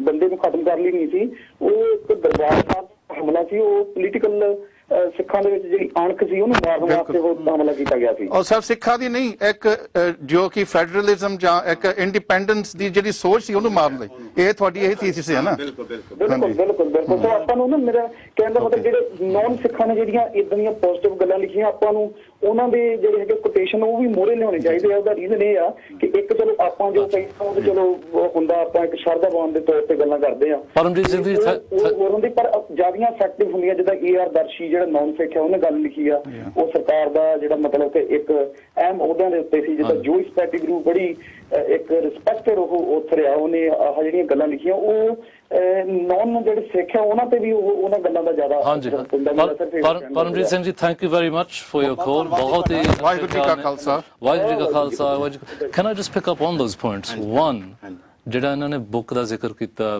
ਬਾਈ mister Bakshi and there are lots of these books and lots of information now where people have written about the inner circle knowledge. These pieces of information are in the public realm. They are not secret things. They've been written in books, and yet still Sikhs seem not to be able to make the case in the general media that this is what really happened. ਪਹਿਲੀ ਗੱਲ ਤਾਂ ਮੈਂ ਦੱਸਾਂ ਜੀ ਕਿ ਮੈਂ ਦਰਸ਼ੀ ਸਾਹਿਬ ਦੀ book ਪੜ੍ਹੀ ਹੋਈ ਹੈ ਜਿਹੜਾ ਇਹਨਾਂ ਨੇ ਰੈਫਰੈਂਸ ਦਿੱਤਾ ਔਰ ਮੇਰੀ ਜਿਹੜੀ ਨਵੀਂ ਕਿਤਾਬ ਹੈ ਉਹਦੇ 'ਚ ਉਹਦਾ ਰੈਫਰੈਂਸ ਹੈ ਪੂਰਾ ਔਰ it's a very very interesting book ਦੋ ਗੱਲਾਂ ਬੜੀਆਂ ਇੰਪੋਰਟੈਂਟ ਹੈ ਇਸ ਮਾਮਲੇ 'ਚ ਜਿਹੜੀ ਉਹਨਾਂ ਨੇ ਦੋਨਾਂ ਸੱਜਣਾਂ ਨੇ ਕਮੈਂਟ ਕੀਤਾ ਹੈ ਇੱਕ ਤਾਂ ਕਿ ਜਿਹੜਾ 1984 ਇਹਨੂੰ ਕਿਵੇਂ ਰਿਮੈਂਬਰ ਕੀਤਾ ਜਾਵੇ ਔਰ ਦੂਜਾ ਜਿਹੜਾ ਕਿ ਇਹ ਸੰਤ ਪਿੰਡਰਾਂ ਵਾਲੇ ਬਾਰੇ ਅਸੀਂ ਕਿਵੇਂ ਡਿਸਪੈਸ਼ਨੇਟ ਢੰਗ ਨਾਲ ਸੋਚਿਆ ਜਾਵੇ मैं समझदा कि 1984 ਨੂੰ ਜ਼ਰੂਰ ਯਾਦ ਰੱਖਣਾ ਚਾਹੀਦਾ ਹੈ। ਕੋਈ ਵੀ ਕੌਮ ਹੈ ਜਿਹੜੀ ਉਹ ਜਿੰਦਾ ਕੌਮ ਨਹੀਂ ਰਹਿੰਦੀ ਜੇ ਉਹ ਆਪਣੇ ਲੋਕਾਂ ਨੂੰ ਆਪਣੇ ਸ਼ਹੀਦਾਂ ਨੂੰ ਯਾਦ ਨਾ ਰੱਖੇ। We must remember them and we should remember them with humility, with respect to them, but how do we do that? ਮੇਰਾ ਖਿਆਲ ਹੈ ਕਿ ਬੜੀ ਇੰਪੋਰਟੈਂਟ ਗੱਲ ਹੈ ਇਸ ਮੌਕੇ ਤੇ ਕਿ 1984 ਨੂੰ ਐਂ ਪ੍ਰੈਜ਼ੈਂਟ ਕੀਤਾ ਜਾਵੇ ਕਿ ਇਹ ਜਿਹੜੀ ਇੰਡੀਆ ਦਾ ਸੈਂਟਰਲਾਈਜ਼ ਸਟਰਕਚਰ ਸੀ ਉਹਦੇ ਖਿਲਾਫ ਇਹ ਰਿਵੋਲਟ ਸੀ ਔਰ ਉਹਨੂੰ ਕ੍ਰਸ਼ ਕੀਤਾ ਗਿਆ ਔਰ ਅਸੀਂ ਨਵੇਂ ਢੰਗ ਤੋਂ ਇੰਡੀਆ ਨੂੰ ਰੀਫਾਰਮੂਲੇਟ ਕਰਨਾ ਚਾਹੁੰਦੇ ਹਾਂ ਔਰ ਅਸੀਂ ਚਾਹੁੰਦੇ ਹਾਂ ਕਿ ਦੂਜੀਆਂ ਕੌਮਾਂ ਵੀ ਸਾਡੇ ਨਾਲ ਰਲ। ਇਹ ਹਰ ਜਦੋਂ ਵੀ ਅਸੀਂ 1984 ਨੂੰ ਯਾਦ ਕਰੀਏ ਸਾਨੂੰ ਨਾਗਾਲੈਂਡ, ਕਸ਼ਮੀਰ, ਅਸਾਮ ਉਹਨਾਂ ਲੋਕਾਂ ਨਾਲ ਸਾਂਝ ਪਾਉਣ ਦੀ ਲੋੜ ਹੈ ਕਿ ਆਓ ਇਕੱਠੇ ਹੋਈਏ, ਇੱਕ ਨਵਾਂ ਭਾਰਤ ਵਸਾਰੀਏ ਔਰ ਇੱਕ ਨਵਾਂ ਸਾਊਥ ਏਸ਼ੀਆ ਵਸਾਰੀਏ ਜਿਹਦੇ ਵਿੱਚ ਇੱਕ ਡੈਮੋਕ੍ਰੇਸੀ ਹੋਵੇ, ਜਿਹਦੇ ਵਿੱਚ ਡੈਵੋਲੂਸ਼ਨ ਆਫ ਪਾਵਰ ਹੋਵੇ, ਜਿਹਦੇ ਵਿੱਚ ਡੀਸੈਂਟਰਲਾਈਜੇਸ਼ਨ ਹੋਵੇ। ਜੇ ਅਸੀਂ ਇਸ ਪੱਖੋਂ ਲਵਾਂਗੇ ਤਾਂ ਪੋਜ਼ਿਟਿਵ ਹੈ, ਕੰਸਟਰਕਟਿਵ ਮੂਵ ਹੋਵੇਗੀ। ਕੱਲਾ ਯਾਦ ਕਰੀ ਜਾਣਾ ਕਿ ਸ਼ਹੀਦ ਸਾਡੇ ਨਾਲ ਜ਼ੁਲਮ ਹੋਇਆ, that's good for the soul. It's standing still. It's standing still. You are remaining at an emotional level. You're not coming out of that. A mature statement would be to look for the future, how to reconstitute that such things are not repeated. ਜਿਵੇਂ ਨਾ ਹੁਣ ਭਾਰਤ ਦੇ ਵਿੱਚ ਖੇਤੀ ਪਾਰਟੀਆਂ ਜਿਹੜੀਆਂ ਉਹ strong ਹੋ ਰਹੀਆਂ, ਸੈਂਟਰ ਦੀ ਜਿਹੜੀ ਸੈਂਟਰਲਾਈਜ਼ਡ ਪਾਵਰ ਹੈ ਉਹਨੂੰ ਥੋੜਾ ਜਿਹਾ ਕੁਐਸਚਨ ਹੋ ਰਿਹਾ। ਹੁਣ ਜਿਹੜਾ ਇਹਨਾਂ ਨੇ ਅੱਤਵਾਦ ਦੇ ਸੰਬੰਧ ਵਿੱਚ ਕਾਨੂੰਨ ਬਣਾਉਣਾ ਸੀਗਾ ਉਹ ਸਾਊਥ ਦੀ ਜੈ ਲਲਿਤਾ ਨੇ, ਈਸਟ ਦੀ ਮਮਤਾ ਬੈਨਰਜੀ ਨੇ, ਅਕਾਲੀਆਂ ਨੇ, ਜਿਹੜੀਆਂ ਦੂਸਰੀਆਂ ਈਵਨ ਜਿਹੜੀਆਂ ਉਹ ਪਾਰਟੀਆਂ ਜਿਹੜੀਆਂ ਕਾਂਗਰਸ ਦੀ ਇਸ ਵੇਲੇ ਸੈਂਟਰਲ ਸਰਕਾਰ ਦੀ ਸਪੋਰਟ ਦੇ ਉੱਤੇ ਹੈ ਉਹਨਾਂ ਨੇ ਵੀ ਉਹਨੂੰ ਕੁਐਸਚਨ ਕੀਤਾ ਔਰ ਪੂਰਾ ਜ਼ੋਰ ਲਾਉਣ ਦੇ ਬਾਵਜੂਦ ਵੀ ਸੈਂਟਰਲ ਗਵਰਨਮੈਂਟ ਉਹਨੂੰ ਇੰਪਲੀਫਾਈ ਨਹੀਂ ਕਰ ਸਕੀ। ਸਾਨੂੰ ਇਹ ਯਾਦ ਰੱਖਣਾ ਚਾਹੀਦਾ ਕਿ ਇਨਫਰਾਸਟ੍ਰਕਚਰ ਸਾਰਾ ਸੈਂਟਰਲਾਈਜੇਸ਼ਨ ਵਾਸਤੇ ਬਹੁਤ ਤਿਆਰ ਕੀਤਾ ਜਾ ਚੁੱਕਾ ਹੈ। ਦੇਖੋ ਐਜੂਕੇਸ਼ਨ ਹੈ, ਐਜੂਕੇਸ਼ਨ ਸਟੇਟ ਸਬਜੈਕਟ ਸੀ ਜਿਹੜਾ ਜਿਹੜੇ ਕਨਸਟੀਟਿਊਸ਼ਨ ਦੇ ਵਿੱਚ 3 ਤਰ੍ਹਾਂ ਦੇ ਸਬਜੈਕਟ ਹੈ, centre subject, state subject and concurrent subject. ਤੇ ਇਹ ਸਟੇਟ ਸਬਜੈਕਟ ਸੀ। 1975 ਜਦੋਂ emergency I Mrs Gandhi took we education from the state subject and made it a concurrent subject. Concurrent ਹੁੰਦਾ ਕਿ ਜਿੱਥੇ ਸੈਂਟਰ ਤੇ ਸਟੇਟ ਦੋਨਾਂ ਦੀ ਸਾਂਝੀ ਹੈ, ਜਿਹੜਾ ਸਬਜੈਕਟ ਕਨਕਰੈਂਟ ਦੇ ਵਿੱਚ ਆ ਰਿਹਾ ਆਲਮੋਸਟ ਸੈਂਟਰ ਦੇ ਵਿੱਚ ਬਣ ਜਾਂਦਾ ਹੈ। ਹੁਣ ਤੁਸੀਂ ਦੇਖੋਗੇ ਕਿ ਐਜੂਕੇਸ਼ਨ ਨੂੰ ਇੰਨੇ ਸਿਸਟਮੈਟਿਕ ਢੰਗ ਨਾਲ ਸੈਂਟਰਲਾਈਜ਼ ਬਣਾਇਆ ਜਾ ਰਿਹਾ, ਸੈਂਟਰਲ ਯੂਨੀਵਰਸਿਟੀਆਂ ਖੋਲੀਆਂ ਜਾ ਰਹੀਆਂ ਥਾਂ ਥਾਂ ਤੇ, CBSE ਸਕੂਲ ਖੋਲੇ ਜਾ ਰਹੇ ਨੇ, ਸੈਂਟਰਲਾਈਜ਼ ਕਰਿਕੂਲਮ ਲਾਇਆ ਜਾ ਰਿਹਾ। ਹੁਣ ਇਸ ਗੱਲ ਨੂੰ ਤੁਹਾਨੂੰ ਬਹੁਤ ਤੇਜ਼ ਢੰਗ ਨਾਲ ਦੇਖਣਾ ਪਊਗਾ। ਸਾਡੇ ਜਿਹੜੇ ਪੋਲੀਟੀਕਲ ਲੀਡਰ ਹੈ ਬੜੇ ਜਿਵੇਂ ਸੈਂਟਰਲ ਯੂਨੀਵਰਸਿਟੀ ਹੁਣ ਬਠਿੰਡਾ 'ਚ ਬਣ ਗਈ, ਸੁਖਬੀਰ ਸਿੰਘ ਬਾਦਲ ਕਹਿ ਰਿਹਾ ਕਿ ਦੇਖੋ ਇਹ ਸੈਂਟਰਲ ਯੂਨੀਵਰਸਿਟੀ ਲਿਆਂਦੀ, ਉਹ ਆਪਣੇ ਆਪ ਨੂੰ ਪ੍ਰਾਪਤੀ ਸਮਝਦੇ ਆ। ਉਹ ਇਹ ਨਹੀਂ ਸਮਝਦੇ ਕਿ ਤੁਹਾਡੀ ਜਿਹੜੀ ਸਟੇਟ ਆਟੋਨਮੀ ਤੇ ਅਟੈਕ ਹੋ ਰਿਹਾ ਕਿ CBSE ਸਕੂਲਾਂ ਨੂੰ ਪ੍ਰਮੋਟ ਕੀਤਾ ਜਾਂਦਾ, ਸੈਂਟਰਲਾਈਜ਼ਡ ਕਰਿਕੂਲਮ। ਇਸ ਕਰਕੇ ਸਾਨੂੰ ਇਸ ਢੰਗ ਤੋਂ ਦੇਖਿਆ ਜਾਵੇ ਕਿ ਅਸੀਂ ਸਾਊਥ ਏਸ਼ੀਆ ਨੂੰ ਰੀਆਰਗੇਨਾਈਜ਼ ਕਰਨਾ ਹੈ ਔਰ ਸਾਨੂੰ ਅਸੀਂ ਲੋਕਾਂ ਨੂੰ ਇਨਸਪਾਇਰ ਕਰਨਾ ਹੈ ਔਰ ਇਹਨੂੰ ਅਸੀਂ ਡੈਮੋਕ੍ਰੈਟਿਕ ਕਨਸਟੀਟਿਊਸ਼ਨਲ ਢੰਗ ਨਾਲ ਨਵੇਂ ਢੰਗ ਤੋਂ ਵਧੀਆ ਜੋ ਤੁਸੀਂ ਕਹਿ ਰਹੇ ਆ ਵੀ ਸਾਨੂੰ ਪੋਲੀਟੀਕਲ ਮੈਚਿਓਰਿਟੀ ਲਿਆਉਣੀ ਚਾਹੀਦੀ। ਬਿਲਕੁਲ। ਸੋ ਇਹ ਬਿਲਕੁਲ ਤੁਹਾਡੀ ਗੱਲ ਇੱਥੇ ਵੀ ਤਾਂ ਇੰਡੀਆ 'ਚ ਵੀ। ਔਰ ਜੋ ਗੁਰਮੁਖ ਸਿੰਘ ਨੇ ਜੋ ਕੱਲ ਨੂੰ ਜਲੂਸ ਹੋ ਰਿਹਾ, ਮਾਰਚ ਹੋ ਰਿਹਾ, ਰਿਮੈਂਬਰੈਂਸ ਮਾਰਚ ਲੰਡਨ ਦੇ ਵਿੱਚ, ਉਹਦੇ ਕਿਉਂਕਿ ਮੈਂ ਥੋੜੀ ਛੋਟੀ ਲੇਖ ਵੀ ਲਿਖੀ ਸੀਗੀ ਇਨਫੈਕਟ ਆਈ ਰੇਜ਼ ਦਿਸ ਕਿ ਸਾਨੂੰ 28 ਸਾਲ ਹੋ ਗਏ ਆ, ਉਹਦਾ ਰੂਪ ਰੇਖਾ ਸੇਮ ਹੀ ਤਕਰੀਬਨ ਹੈਗੀ ਆ, ਇਸ਼ੂਜ਼ ਜਿਹੜਾ ਬਦਲ ਗਏ ਆ। ਇੱਥੇ ਤੱਕ ਵੀ ਸਾਡੀ ਜਿਹੜੀ ਹਥਿਆਰਬੰਦ ਜੰਗ ਸੀ ਜਾਂ ਵਾਰ ਸੀ ਉਹਨੂੰ ਹੁਣ ਤਕਰੀਬਨ ਸਿੱਖਾਂ ਨੇ ਡਿਕਲੇਅਰ ਕਰਤਾ ਵੀ ਇਟਸ ਓਵਰ ਫਿਨਿਸ਼ਡ। ਹਾਂਜੀ, ਬਹੁਤ ਕੋਈ ਖਾੜਕੂ ਜਥੇਬੰਦੀਆਂ ਨਹੀਂ ਹੈਗੀਆਂ ਉੱਥੇ, ਤੇ ਜੇ ਉਹ ਓਵਰ ਆ ਫਿਰ ਸਾਨੂੰ ਆਪਣਾ ਢਾਂਚਾ ਵੀ ਥੋੜਾ ਬਹੁਤਾ ਬਦਲਣਾ ਚਾਹੁੰਦੇ। ਮੇਰੇ ਖਿਆਲ ਤੁਸੀਂ ਇਹ ਵੀ ਜ਼ਿਕਰ ਕਰਦੇ ਸੀ, ਪਰ ਮੈਂ ਇਹ ਬੇਨਤੀ ਕਰੂੰ ਆਪਾਂ ਕਦੋਂ ਜਾਣਾ ਕਿਉਂਕਿ ਜਿੰਨੀ ਦੇਰ ਤੱਕ ਕੌਮ ਕਿਤੇ ਵੀ ਕੋਈ ਵੀ ਕੰਮ ਕਰਦੀ ਸਾਨੂੰ ਸਪੋਰਟ ਕਰਨਾ ਚਾਹੀਦਾ, ਨਹੀਂ ਤਾਂ ਸਾਡੇ ਵਿੱਚ ਜੇ ਏਕਤਾ ਭੰਗ ਹੋ ਗਈ ਤਾਂ ਅਸੀਂ ਕੁਝ ਨਹੀਂ ਕਰ ਸਕਦੇ। ਸੋ ਡਟ ਕੇ ਸਾਨੂੰ ਸਪੋਰਟ ਕਰਨਾ ਚਾਹੀਦਾ, ਪਰ ਜਿਹੜੇ ਰਿਸਪੌਂਸਿਬਲ ਲੀਡਰਸ ਵੀ ਹੈਗੇ ਆ ਜਾਂ ਸਕਾਲਰਸ ਤਾਂ ਚਲੋ ਆਪਾਂ ਬਹੁਤ ਜਲੂਸਾਂ ਸਟੇਜਾਂ ਤੇ ਨਹੀਂ ਜਾਈਦਾ, ਉਹਨਾਂ ਨੂੰ ਵੀ ਵਿਚਾਰਨਾ ਚਾਹੀਦਾ ਵੀ ਆਪਾਂ ਕਾਸਟ ਬੈਨੀਫਿਟ ਕੀ ਹੈ। ਜਾਂਦੇ ਨਹੀਂ ਮਤਲਬ ਨਹੀਂ, ਉਹ ਜਿਹੜੇ ਲੀਡਰਸ ਹੈ ਨਾ ਅੱਜ ਦੀ ਸਾਡੀ ਐਸਟੈਬਲਿਸ਼ ਸਾਡੀ ਟ੍ਰੈਜੇਡੀ ਹੈ, ਦਰਅਸਲ ਤਰਾਸਦੀ ਹੈ ਸਾਡੀ ਇਹ, ਉਹ ਜਿਹੜੇ ਸਕਾਲਰਸ ਹੈ ਉਹਨਾਂ ਨੂੰ ਸਟੇਜ ਤੇ ਜਾਣ ਹੀ ਨਹੀਂ ਦਿੰਦੇ ਕਿਉਂਕਿ ਉਹਨਾਂ ਦੀ ਜਿਹੜੀ ਆਪਣੀ ਅਪਰੋਚ ਉਹ ਸੀਮਤ ਹੈ, ਉਹ ਨਹੀਂ ਚਾਹੁੰਦੇ ਇਸ ਤਰ੍ਹਾਂ। ਜਦੋਂ ਗੱਲ ਕਿਤਾਬ ਦੀ ਹੋ ਰਹੀ ਸੀ ਨਾ ਮੈਨੂੰ ਇੱਕ ਰੈਫਰੈਂਸ ਯਾਦ ਆ ਰਿਹਾ ਸੀ, ਇੰਦਰਾ ਗਾਂਧੀ ਦਾ ਇੱਕ ਨਾ ਪੋਲੀਟੀਕਲ ਐਡਵਾਈਜ਼ਰ ਹੁੰਦਾ ਸੀਗਾ ਅਲੈਗਜ਼ੈਂਡਰ, ਉਹਦੀ ਕਿਤਾਬ ਆ through the corridor of the power, ਬਹੁਤ ਮੋਟੀ ਕਿਤਾਬ ਹੈ, ਏਡੀ ਮੋਟੀ। ਉਹਦੇ ਵਿੱਚ ਸਿਰਫ 2 ਚੈਪਟਰ ਹੈ ਜਿਹੜੇ ਪੰਜਾਬ ਦੀਆਂ ਮੰਗਾਂ ਨਾਲ ਸੰਬੰਧਿਤ ਹੈ। ਉਹਦੇ ਵਿੱਚ ਜਿਹੜੀਆਂ 81 ਤੋਂ ਲੈ ਕੇ ਜਿਹੜੀਆਂ ਮੀਟਿੰਗਸ ਹੋਈਆਂ, ਜਿਹੜੀਆਂ ਹਰਕ੍ਰਿਸ਼ਨ ਸਿੰਘ ਸੁਰਜੀਤ ਦਾ ਤੁਸੀਂ ਰੈਫਰੈਂਸ ਦਿੱਤਾ, ਉਹ ਜਿਹੜਾ ਅਲੈਗਜ਼ੈਂਡਰ ਸੀਗਾ ਉਹ ਬਾਅਦ ਗਵਰਨਰ ਵੀ ਰਿਹਾ ਕਿਸੇ ਸਟੇਟ ਦਾ, ਔਰ ਇੰਦਰਾ ਗਾਂਧੀ ਦਾ ਉਹ ਮਤਲਬ ਰਾਈਟ ਹੈਂਡ ਮੈਨ ਮੰਨਿਆ ਜਾਂਦਾ ਹੁੰਦਾ ਸੀ ਪੋਲੀਟੀਕਲੀ। ਉਹ 'ਚ 2 ਚੈਪਟਰ ਹੈ, ਕੋਈ ਕਿਹੜੀ ਗੱਲ ਕਰਨ ਵਾਸਤੇ ਅਕਾਲੀਆਂ ਵੱਲੋਂ ਕਿਹੜੇ ਬੰਦੇ ਆਏ, ਉਹਨਾਂ ਨੇ ਕਿਹੜੀ ਡਿਮਾਂਡਸ ਉੱਥੇ ਡਿਸਕਸ ਕੀਤੀ, ਗਵਰਨਮੈਂਟ ਵੱਲੋਂ ਕਿਹੜਾ ਕੈਬਨਿਟ ਮਿਨਿਸਟਰ ਜਿਹੜਾ ਸੀ ਇੰਦਰਾ ਗਾਂਧੀ ਨੂੰ ਰਿਪਰੈਜ਼ੈਂਟ ਕਰਨ ਵਾਸਤੇ ਬੈਠਾ, ਕਿੰਨੀ ਲੰਬੀ ਮੀਟਿੰਗ ਹੋਈ, ਸਾਰਾ ਕੁਝ ਹੋਣ ਦੇ ਬਾਵਜੂਦ ਵੀ ਉਹ ਕਹਿ ਜਾਂਦੇ ਸੀ ਵੀ ਅਸੀਂ 2 ਘੰਟੇ ਬਾਅਦ ਆ ਕੇ ਤੁਹਾਨੂੰ ਵਾਪਸ ਰਿਪੋਰਟ ਕਰਦੇ ਹਾਂ ਤੇ ਵਾਪਸ ਆ ਕੇ ਰਿਪੋਰਟ ਕਰਦੇ ਸੌਰੀ ਮੈਡਮ ਨਹੀਂ ਮੰਨਦੀ। Exactly that's the point. ਸਾਰਾ ਕੁਝ ਮੰਨ ਜਾਂਦੇ ਸੀ, ਉਹ ਕਹਿੰਦੇ ਸੀ ਠੀਕ ਹੈ ਜੀ ਐਵਰੀਥਿੰਗ ਐਗਰੀਡ। ਹੁਣ ਅਸੀਂ 2 ਘੰਟੇ ਬਾਅਦ ਆ ਕੇ ਅਸੀਂ ਫਾਈਨਲ ਰਿਪੋਰਟ ਕਰਦੇ ਹਾਂ, ਜਦੋਂ ਅਸੀਂ ਸਾਈਨ ਹੋਣੇ ਆ ਤੇ ਉਹ ਆ ਕੇ ਕਹਿੰਦੇ ਸੀ ਵੀ ਸਾਰਾ ਕੁਝ ਠੀਕ ਹੈ ਪਰ ਵੀ ਸੌਰੀ ਮੈਡਮ ਨਹੀਂ ਮੰਨੇ। And has any of that changed today? Well, this was the question I was going to say. ਹੁਣ ਤਾਂ ਇੰਦਰਾ ਵੀ ਹੈ ਨਹੀਂ, ਹੁਣ ਤਾਂ ਮਨਮੋਹਨ ਸਿੰਘ ਪ੍ਰਾਈਮ ਮਿਨਿਸਟਰ ਹੈਗਾ। ਨਹੀਂ ਦੇਖੋ, ਨਹੀਂ ਇਸ ਤਰ੍ਹਾਂ ਸਾਰਾ ਨੈਗੇਟਿਵ ਨਹੀਂ ਹੈ। ਆਨੰਦ ਮੈਰਿਜ ਐਕਟ ਭਾਰਤ ਦੇ ਦੋਹਾਂ ਹਾਊਸਾਂ ਦੇ ਵਿੱਚ ਅਨਅਪੋਜ਼ਡ ਪਾਸ ਹੋਣਾ ਇੱਕ ਪ੍ਰਾਪਤੀ ਹੈ। ਇਹਨੂੰ ਜਿਹੜੀ ਗੱਲ ਸੈਂਟਰ ਦੀ ਪੋਜ਼ਿਟਿਵ ਹੈ ਨਾ, ਸਾਨੂੰ ਉਹਨੂੰ ਐਪਰੀਸ਼ੀਏਟ ਕਰਨਾ ਬਣਦਾ ਹੈ। ਇੰਨੇ ਸਾਲਾਂ ਤੋਂ ਅਸੀਂ ਲੜਦੇ ਹਾਂ, ਬੇਸ਼ੱਕ ਸਾਡਾ ਜਿਹੜੀ ਮੰਗ ਹੈ ਸਿੱਖ ਪਰਸਨਲ ਲਾਅ ਦੀ ਹੈ, ਪਰ ਅੱਜ ਜਦੋਂ ਰਜਿਸਟ੍ਰੇਸ਼ਨ ਸਾਡੇ ਵਿਆਹ ਦੀ ਹੁੰਦੀ ਸੀ ਤੇ ਜਿਹੜਾ ਐਫੀਡੇਵਿਟ ਦਿੰਦੇ ਸੀ ਉਹ ਹਿੰਦੂ ਰੀਤੀ ਅਨੁਸਾਰ ਹੋਏ ਵਿਆਹ ਦਾ ਦਿੰਦੇ ਹੁੰਦੇ ਸੀ, ਉਹ ਹੁਣ ਬਦਲ ਗਿਆ। ਅੱਜ ਆਨੰਦ ਕਾਰਜ ਨੂੰ ਰੈਕੋਗਨਾਈਜ਼ ਕਰ ਲਿਆ ਔਰ ਜਿਹੜੀ ਉਹਦੀ ਸਭ ਤੋਂ ਵੱਡੀ ਪ੍ਰਾਪਤੀ ਮੈਂ ਮਹਿਸੂਸ ਕਰਦਾ ਉਹ ਹੈ ਭਈ ਦੋਹਾਂ ਹਾਊਸਾਂ 'ਚ ਰਾਜ ਸਭਾ ਤੇ ਲੋਕ ਸਭਾ 'ਚ ਨਾ ਤੇ ਸਿੰਗਲ ਪਰਸਨ ਜਿਹਨੇ ਉਹਨੂੰ ਅਪੋਜ਼ ਕੀਤਾ ਹੋਵੇ ਬਲਕਿ ਸਾਰਿਆਂ ਨੇ ਜਿਹੜੇ ਮੇਜ ਆ ਉਹ ਥੱਪ ਥਪਾ ਕੇ ਉਹਦੀ ਸਪੋਰਟ ਕੀਤੀ ਹੈ। But what's the reason for the change? Is it well, I don't think that because this does not indicate any decentralization. This does not indicate any strengthening of the federal. They understand very much. It's a symbolic thing. It's a symbolic thing. If you agree, nothing changes. So it's a system of, you know, a meaningless thing from their point of view. No, it's meaningless in the sense that Sikhs are happy with this and Sikh marriages will be. It's a positive thing, but it does not change the fundamental structure which has led to this crisis. That is what we need to recognize. Fundamental structure तो Hindu code bell ना वजह होया ना। ਅਸੀਂ ਮਤਲਬ ਛੋਟੀਆਂ ਗੱਲਾਂ ਨੂੰ ਦੇਖ ਕੇ ਜਿਹੜੀ ਵੱਡੀ ਗੱਲ ਨੂੰ ਭੁੱਲ ਜਾਂਦੇ ਹਾਂ, and that's important to keep this in mind. ਔਰ ਇੱਥੇ ਮੈਂ ਜਿਹੜਾ ਪੰਜਾਬੀ ਹਿੰਦੂਆਂ ਨਾਲ ਜਿਹੜੀ ਗੱਲ ਹੈ ਉਹ ਵੀ ਤੁਹਾਨੂੰ ਲੈਣਾ ਚਾਹਾਂਗਾ। ਜਿਹੜੇ ਪਹਿਲਾਂ ਕਮੈਂਟ ਆਇਆ ਸੀਗਾ ਕਿ ਜੋ ਹਿੰਦੂ ਮਾਰੇ ਉਹ ਸਿਰਫ ਸੈਂਟਰਲ ਏਜੰਸੀਆਂ ਨੇ ਮਾਰੇ, ਇੰਦਰਾ ਗਾਂਧੀ ਏਜੰਸੀਆਂ ਨੇ ਮਾਰੇ। ਜ਼ਰੂਰ ਹੋਏਗਾ ਕਿ ਇੰਟੈਲੀਜੈਂਸੀਆਂ ਇਨਵੋਲਵਡ ਸੀਗੀਆਂ, ਉਹਨਾਂ ਨੇ ਕੀਤੇ, ਉਹਨਾਂ ਨੂੰ ਨਾਮ ਦੇ ਨਾਮ ਕੀਤਾ, ਪਰ ਸਾਨੂੰ ਇਹ ਨਹੀਂ ਭੁੱਲਣਾ ਚਾਹੀਦਾ ਕਿ ਹਿੰਦੂਆਂ ਦੇ ਖਿਲਾਫ ਹੇਟਡ ਕੀਤੀ ਗਈ, ਹਿੰਦੂ ਇਨੋਸੈਂਟ ਹਿੰਦੂ ਮਾਰੇ ਗਏ, ਔਰ ਇਹ ਸੰਤ ਪਿੰਡਰਾਂ ਵਾਲੇ ਦੀ ਇਸ ਮਾਮਲੇ ਵਿੱਚ ਕਮਜ਼ੋਰੀ ਵੀ ਸੀ ਕਿ ਉਹਨਾਂ ਨੇ ਕੁਝ ਸਟੇਟਮੈਂਟਸ ਵੀ ਇਸ ਤਰ੍ਹਾਂ ਦਿੱਤੀਆਂ ਕਿ ਅਸੀਂ ਤਾਂ ਇੱਕ ਸਿੱਖ ਨੂੰ 35 ਹਿੰਦੂ ਆਉਂਦੇ ਆ, ਅਸੀਂ ਤਾਂ ਸਵਾ ਲੱਖ ਨੂੰ ਲੜਨ ਲੱਗ ਜਾਂਦੇ। ਇਹ ਗੁਰੂਆਂ ਦੀ ਸਿੱਖਿਆ ਦੇ ਖਿਲਾਫ ਹੈ। ਗੁਰੂ ਗੋਬਿੰਦ ਸਿੰਘ ਉਹਨਾਂ ਨੇ ਜਜ਼ਬਾਤੀ ਸਟੇਟਮੈਂਟ ਦਿੱਤੀ ਸੀਗੀ। ਨਹੀਂ ਪਰ ਬੇਸ਼ੱਕ ਜਜ਼ਬਾਤੀ ਵੀ ਹੋਵੇ। ਉਹਨਾਂ ਨੇ ਇੱਕ ਹੋਰ ਸਪੀਚ ਦੇ ਵਿੱਚ ਕਲੈਰੀਫਾਈ ਕੀਤਾ ਵੀ ਸੀਗਾ ਕਿ ਮੈਂ ਨਹੀਂ ਚਾਹੁੰਦਾ ਵੀ ਕੋਈ ਵੀ ਹਿੰਦੂ ਮਾਰਿਆ ਜਾਵੇ, ਪਰ ਮੈਂ ਗਵਰਨਮੈਂਟ ਦੱਸਣਾ ਚਾਹੁੰਦਾ ਵੀ ਸਾਡੀ ਸ਼ਕਤੀ ਹੈਗੀ ਆ। ਨਹੀਂ ਠੀਕ ਹੈ, ਜਜ਼ਬਾਤੀ ਸਟੇਟਮੈਂਟ ਸੀ। ਨਹੀਂ ਮੈਂ ਮੰਨਦਾ ਹਾਂ ਉਹਨਾਂ ਨੇ ਹੋ ਸਕਦਾ ਵੀ ਕਿਸੇ ਪਰਸਨਲ ਲੈਵਲ ਤੇ ਕਦੇ ਇੰਟਰਵਿਊ ਨਾ, ਕਿਉਂਕਿ ਉਹਨਾਂ ਦੇ ਹਿੰਦੂ ਫਾਲੋਅਰ ਵੀ ਸੀਗੇ ਜਿਹੜੇ ਉਹਨਾਂ ਨੂੰ ਮੰਨਦੇ ਸੀਗੇ ਕਿ ਉਹ ਸੰਤ ਆਦਮੀ ਹੈ, ਪਰ ਇਹ ਸਟੇਟਮੈਂਟ ਦੇਣਾ ਇਸ ਤਰ੍ਹਾਂ ਦਾ ਇਹੋ ਜਿਹੇ ਚਾਰਜਡ ਐਟਮੋਸਫੀਅਰ ਦੇ ਵਿੱਚ it's and knowing that media is going to pick up it's very dangerous because he was highlighted in the media all the time. He was highlighted and he should have been aware. If he was a modern political leader he would have been aware. He wasn't aware of that. ਜਿਹੜੀ ਪੰਜਾਬੀ ਹਿੰਦੂ ਨੂੰ ਅਸੀਂ ਨਾਲ ਨਹੀਂ ਲੈ ਸਕੇ ਔਰ ਪੰਜਾਬੀ ਹਿੰਦੂਆਂ ਨੂੰ ਵੀ ਸਾਰਾ ਬਲੈਂਕਟ ਕਰ ਦੇਣਾ ਵੀ ਠੀਕ ਗੱਲ ਨਹੀਂ ਹੈ। ਪੰਜਾਬੀ ਹਿੰਦੂਆਂ ਦੇ ਵਿੱਚ ਜਿਹੜਾ ਪੰਜਾਬੀ ਪੇਂਡੂ ਹਿੰਦੂ ਹੈ ਉਹ ਪੰਜਾਬੀ ਸਭਿਅਤਾ ਨਾਲ ਬਹੁਤ ਜੁੜਿਆ ਹੋਇਆ ਹੈ।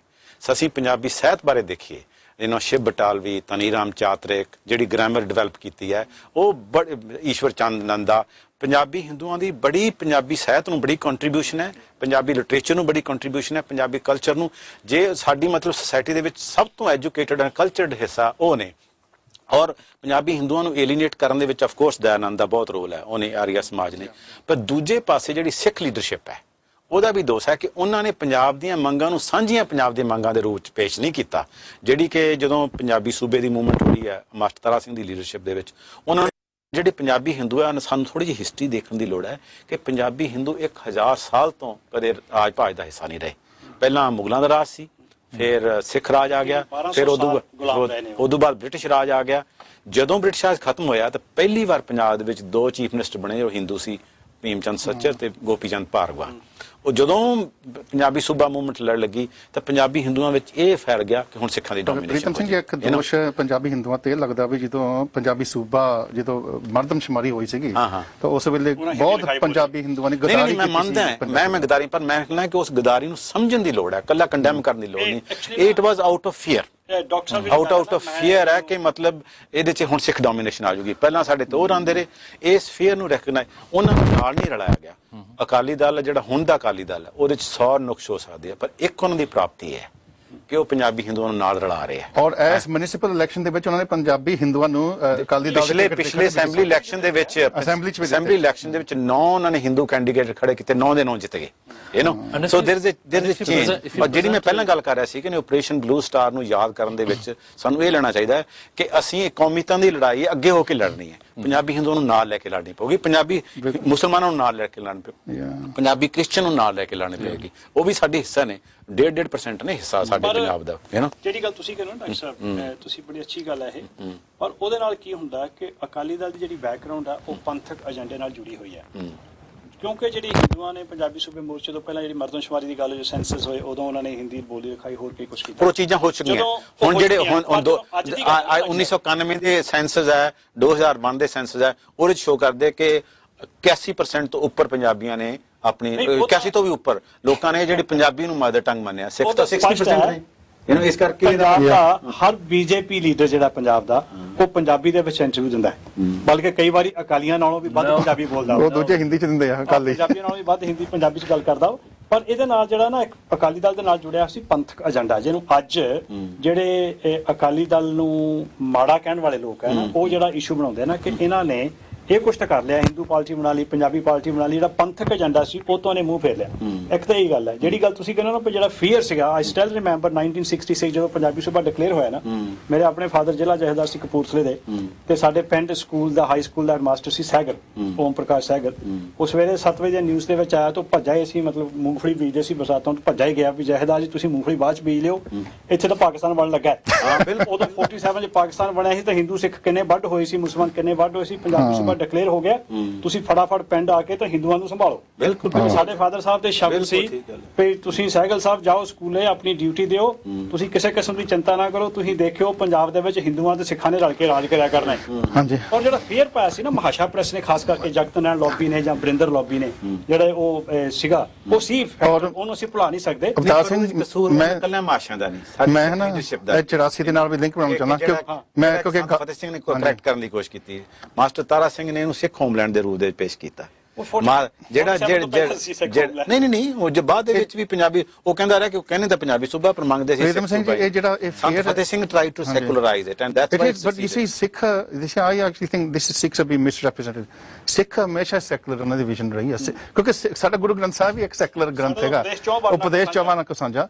ਔਰ 1984 ਦੇ ਵਿੱਚ ਜਦੋਂ ਦਰਬਾਰ ਸਾਹਿਬ ਤੇ ਹਮਲਾ ਹੋਇਆ, ਮੇਰਾ ਖਿਆਲ 1-2 ਤੋਂ ਥੋੜੇ ਗਿਣਤੀ ਤੋਂ ਕਿਸੇ ਹਿੰਦੂ ਤੇ ਕੋਈ ਵੀ ਇੱਕ ਝੜੀਟ ਨਹੀਂ ਪੰਜਾਬ ਚ ਲੱਗਾ। ਬਾਹਰ ਤੱਕ ਵਾਸੇ ਨਹੀਂ ਠੀਕ ਹੈ, ਕੋਈ ਝੜੀਟ ਨਹੀਂ ਲੱਗਾ। ਸਾਡੇ ਧਾਰਮਿਕ ਸਥਾਨ ਤੇ ਹਮਲਾ ਹੋਇਆ, ਅਜੇ ਤੱਕ ਦੀ ਬਾਹਰ ਅਸੀਂ ਬਾਹਰ ਰੌਲਾ ਪਾਇਆ, ਲੰਗਰ ਲੱਡੂ ਵੰਡੇ, ਔਰ ਨਵੰਬਰ ਦੇ ਵਿੱਚ ਸਿੱਖਾਂ ਦਾ ਕਿੰਨਾ ਕੁਝ ਸਾਨੂੰ ਸਮਝਣ ਦੀ ਲੋੜ। ਇਸ ਕਰਕੇ ਨਹੀਂ ਕਿ ਹਰਮੰਦਰ ਸਾਹਿਬ ਤੇ ਅਟੈਕ ਹੋਇਆ ਸੀ, ਇਸ ਕਰਕੇ ਕਿ ਸੰਤ ਪਿੰਡਰਾਂ ਵਾਲਾ ਉਹ ਖਾੜਕੂ ਮਾਰੇ ਗਏ ਜਿਨ੍ਹਾਂ ਨੂੰ ਉਹ ਨਫ਼ਰਤ ਕਰਦੇ ਸੀ। ਇਸ ਕਰਕੇ ਸਾਨੂੰ ਨਾ ਫਿਰ ਵੀ ਸਿੱਖਾਂ ਨੇ ਬਿਲਕੁਲ ਆਪਣੀ ਪ੍ਰਿੰਸੀਪਲ, ਪਰ ਇਹ ਗਲਤ ਸੀ ਗੱਲ, ਉਹਨਾਂ ਨੂੰ ਲੱਡੂ ਨਹੀਂ ਵੰਡਣੇ ਚਾਹੀਦੇ ਸੀ। ਪਰ ਸਾਨੂੰ ਇਹ ਵੀ ਨਹੀਂ ਭੁੱਲਣਾ ਚਾਹੀਦਾ ਕਿ ਦਿੱਲੀ ਦੰਗੇ ਜਦੋਂ ਹੋਏ ਹੈ ਤਾਂ ਸਭ ਤੋਂ ਜ਼ਿਆਦਾ ਪ੍ਰੋਟੈਕਟ ਜੇ ਕਿਸੇ ਪੰਜਾਬੀ ਹਿੰਦੂਆਂ ਨੇ ਕੀਤਾ ਸਿੱਖਾਂ ਨੂੰ, ਪੰਜਾਬੀ ਹਿੰਦੂਆਂ ਨੂੰ ਪਤਾ, ਕਿਉਂਕਿ ਉਹ ਸਾਡੇ ਨੇੜੇ ਨੇ, ਸਾਡੀ ਸਭਤਾ ਨਾਲ ਜੁੜੇ ਹੋਏ ਨੇ। ਔਰ ਜੇ ਸਿੱਖਾਂ ਨੂੰ ਕੁਝ ਹਿੰਦੂਆਂ ਦਾ ਹਿੱਸਾ ਚੰਗੀ ਤਰ੍ਹਾਂ ਸਮਝਦਾ, ਉਹ ਪੰਜਾਬੀ ਹਿੰਦੂ ਸਮਝਦੇ ਨੇ। ਔਰ ਸਾਡੀ ਮਤਲਬ ਪੰਜਾਬ ਦੀ ਪ੍ਰੋਗਰੈਸ ਵਾਸਤੇ ਬਹੁਤ ਜ਼ਰੂਰੀ ਹੈ ਕਿ ਸਾਡੀਆਂ 2 ਕਮਿਊਨਿਟੀਜ਼ ਹੈ, ਉਹਨਾਂ ਦੇ ਵਿੱਚ ਖਾਸ ਤੌਰ ਤੇ ਜਿਹੜਾ ਦਲਿਤ ਸੈਕਸ਼ਨ ਹੈ ਉਹਦੇ ਵਿੱਚ ਉਹ ਪੰਜਾਬੀ ਨੂੰ ਬਹੁਤ ਕਮਿਟਡ ਨੇ। ਮੈਂ ਤੁਹਾਨੂੰ ਆਕਸਫੋਰਡ ਦੀ ਐਗਜ਼ਾਮਪਲ ਦਿੰਦਾ, ਛੋਟੀ ਜਿਹੀ ਐਗਜ਼ਾਮਪਲ ਹੈ ਪਰ ਇਲਸਟ੍ਰੇਟ ਕਰਦੀ ਹੈ ਕਿ ਉੱਥੇ ਇੱਕ ਪੰਜਾਬੀ ਟੀਚਰ ਹੈ ਜਿਹੜੀ ਇੱਕ ਬੱਚਿਆਂ ਨੂੰ ਪੰਜਾਬੀ ਪੜ੍ਹਾਉਂਦੀ ਹੈ। ਉਹ ਕਹਿੰਦੀ ਕਿ 20 ਬੱਚੇ ਸੀ ਸਾਡੇ ਸਕੂਲ ਦੇ ਵਿੱਚ ਜਿਹੜੇ ਕਿ ਪੰਜਾਬੀ A ਲੈਵਲ ਤੇ ਲੈ ਰਹੇ ਨੇ, ਉਹਨਾਂ ਵਿੱਚ ਇੱਕ ਸਿੱਖ ਹੈ, ਇੱਕ ਹਿੰਦੂ ਹੈ, 18 ਦੇ 18 ਦਲਿਤ ਨੇ।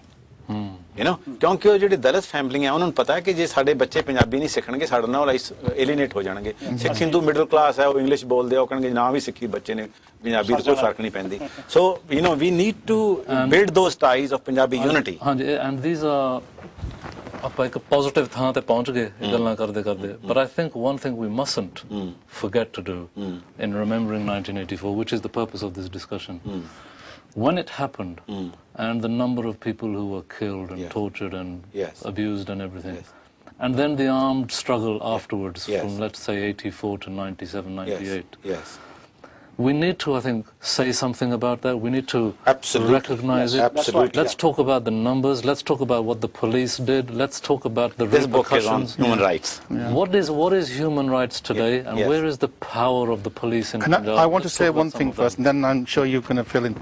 See, I think that we've actually internalized the propaganda that the government put out about the Sikhs. There was no armed struggle. Let's be honest. It was really a genocide against the Sikhs. All throughout that post-84 periods. The Sikhs never really had the military power. They never really had the resources.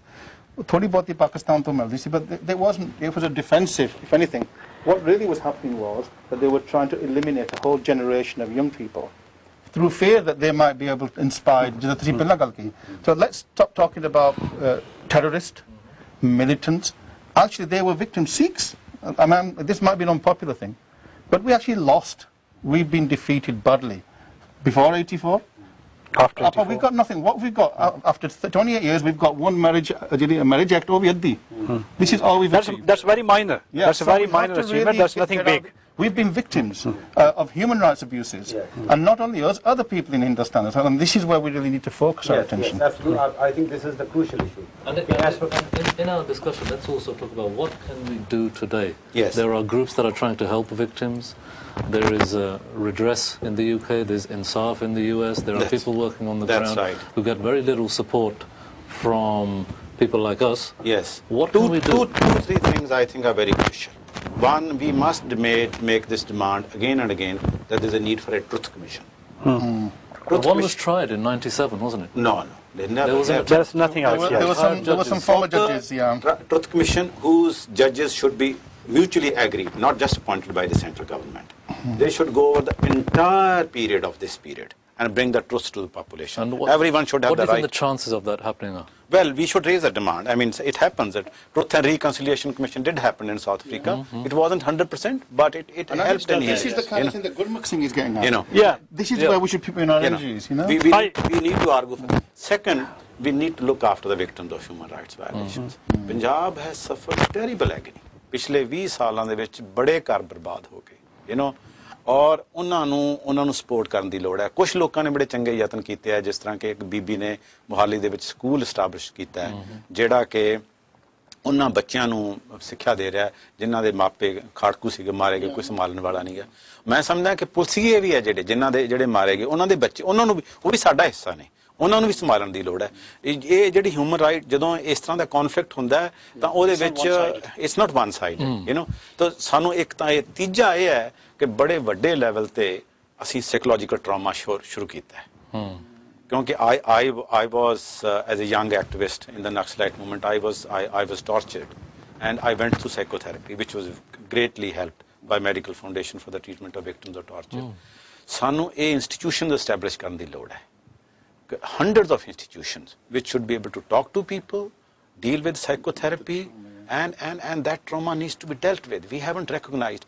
ਮੈਂ ਸਮਝਦਾ ਕਿ ਜਿਹੜੀਆਂ ਪੰਜਾਬ ਦੇ ਵਿੱਚ ਸੁਇਸਾਈਡਸ ਹੋਈਆਂ farmer suicide ਉਹਦੇ ਵਿੱਚ element psychological trauma ਦਾ ਵੀ ਹੈ ਕੱਲਾ ਡੈਟ ਦਾ ਇਸ਼ੂ ਨਹੀਂ ਹੈ ਕਿ ਡੈਟ ਨਾਲ ਡਰੱਗਸ ਵੀ ਲਿੰਕਡ ਹੈ yes exactly yes people have gone through the trauma and that's one of the responses is drug addiction so you are very right that concrete steps should be taken to heal the wounds of those who have suffered.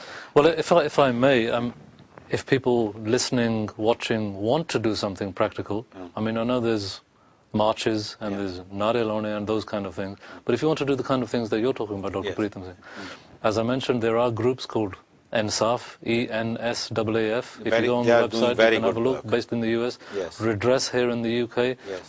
Amnesty International, Human Rights Watch, whichever one that you particularly like, people should go and find out about those things. And I think, the Guru talks about giving your tan, man and tan in that order.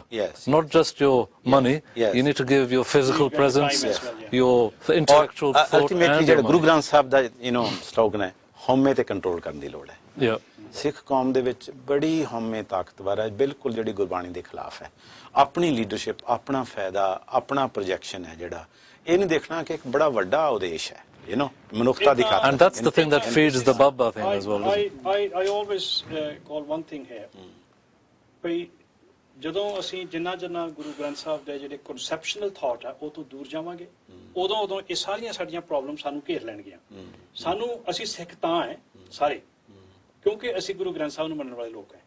ਗੁਰੂ ਗ੍ਰੰਥ ਸਾਹਿਬ ਨੂੰ ਮੰਨਣ ਦਾ ਮਤਲਬ ਸਿਰ ਮੱਥਾ ਟੇਕਣਾ ਤੇ ਸੁੰਦਰ ਰੁਮਾਲੇ ਦੇਣਾ ਨਹੀਂ ਹੈ।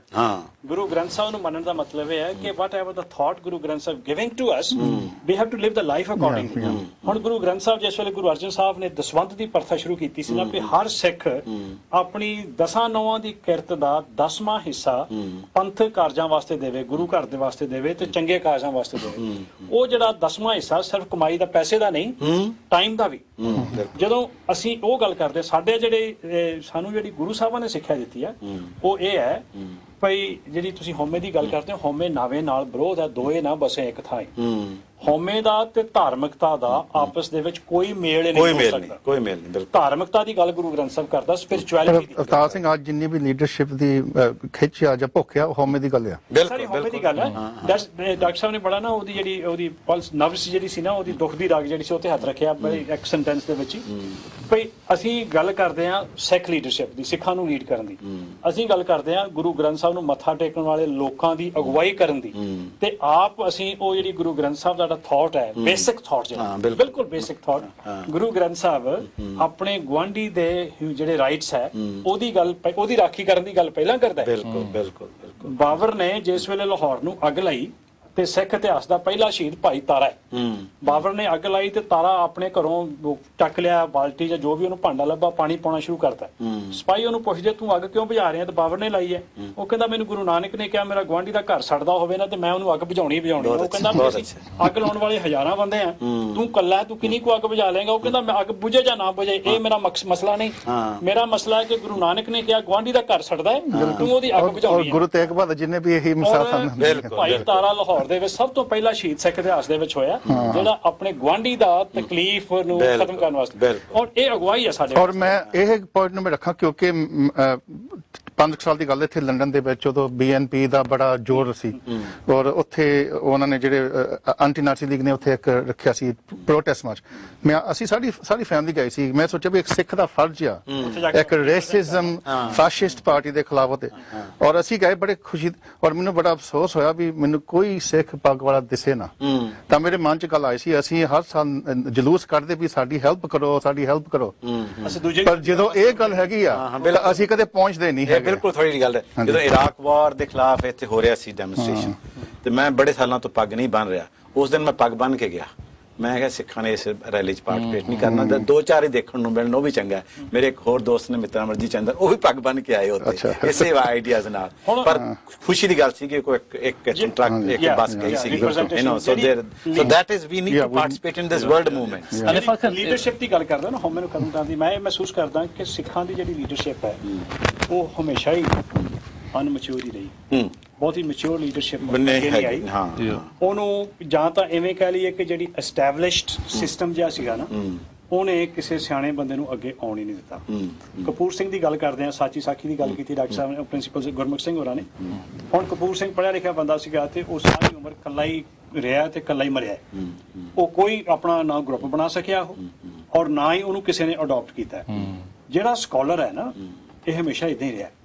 ਸਕਾਲਰ ਜਿਹੜਾ ਹੈ ਉਹ ਤਕਰੀਬਨ ਇਕੱਲਾ ਹੀ ਹੁੰਦਾ ਹੈ ਕਿਉਂਕਿ ਸਕਾਲਰ ਨੇ ਸੱਚ ਬੋਲਣਾ ਹੁੰਦਾ ਹੈ। ਸੁਰਜੀਤ ਪਾਤਰ ਦਾ ਇੱਕ ਸ਼ੇਰ ਹੈ, ਉਹ ਕਹਿੰਦਾ ਇੰਨਾ ਵੀ ਸੱਚ ਨਾ ਬੋਲ ਕੇ ਇਕੱਲਾ ਰਹਿ ਜਾਏ, 4 ਕੁ ਸਾਥੀ ਰੱਖ ਲੈ ਮੋਢਾ ਦੇਣ ਲਈ। ਭਈ ਜੇ ਤੂੰ ਸੱਚ ਬੋਲੇਗਾ ਤੇ ਸਾਰੀ ਭੀੜ ਤੇਰਾ ਸਾਥ ਛੱਡ ਜੂਗੀ।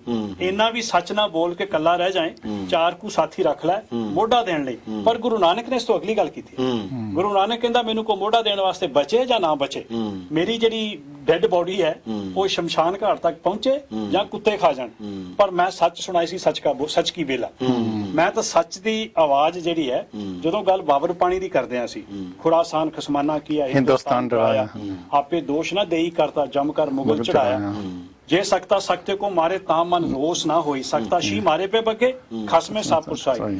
ਅੱਜ ਦੀ ਜਿਹੜੀ ਹਾਲਤ ਹੈ ਜਾਂ ਅੱਜ ਦੀ ਆਪਾਂ ਪੰਜਾਬ ਦੀ ਜਾਂ ਭਾਰਤ ਦੀ ਗੱਲ ਕਰਦੇ ਹਾਂ, ਮੈਂ ਸਮਝਦਾ ਕਿ ਪੂਰੇ ਸੰਸਾਰ ਦੀ ਜਿਹੜੀ ਅੱਜ ਦੀ ਪੋਲੀਟੀਕਲ ਪ੍ਰੋਬਲਮਸ ਹੈ ਉਹ ਬਾਬਰ ਬਾਣੀ ਦੇ ਗੁਰੂ ਨਾਨਕ ਦੇ 4 ਸ਼ਬਦ ਪੜ੍ਹ ਲਈਏ ਨਾ, ਅਸੀਂ ਉਹਦੇ ਸਾਰੇ ਇਸ਼ੂਜ਼ ਐਡਰੈਸ ਕੀਤੇ ਹੋਏ ਆ। ਉਹਦਾ ਹੱਲ ਕੀ ਹੈ?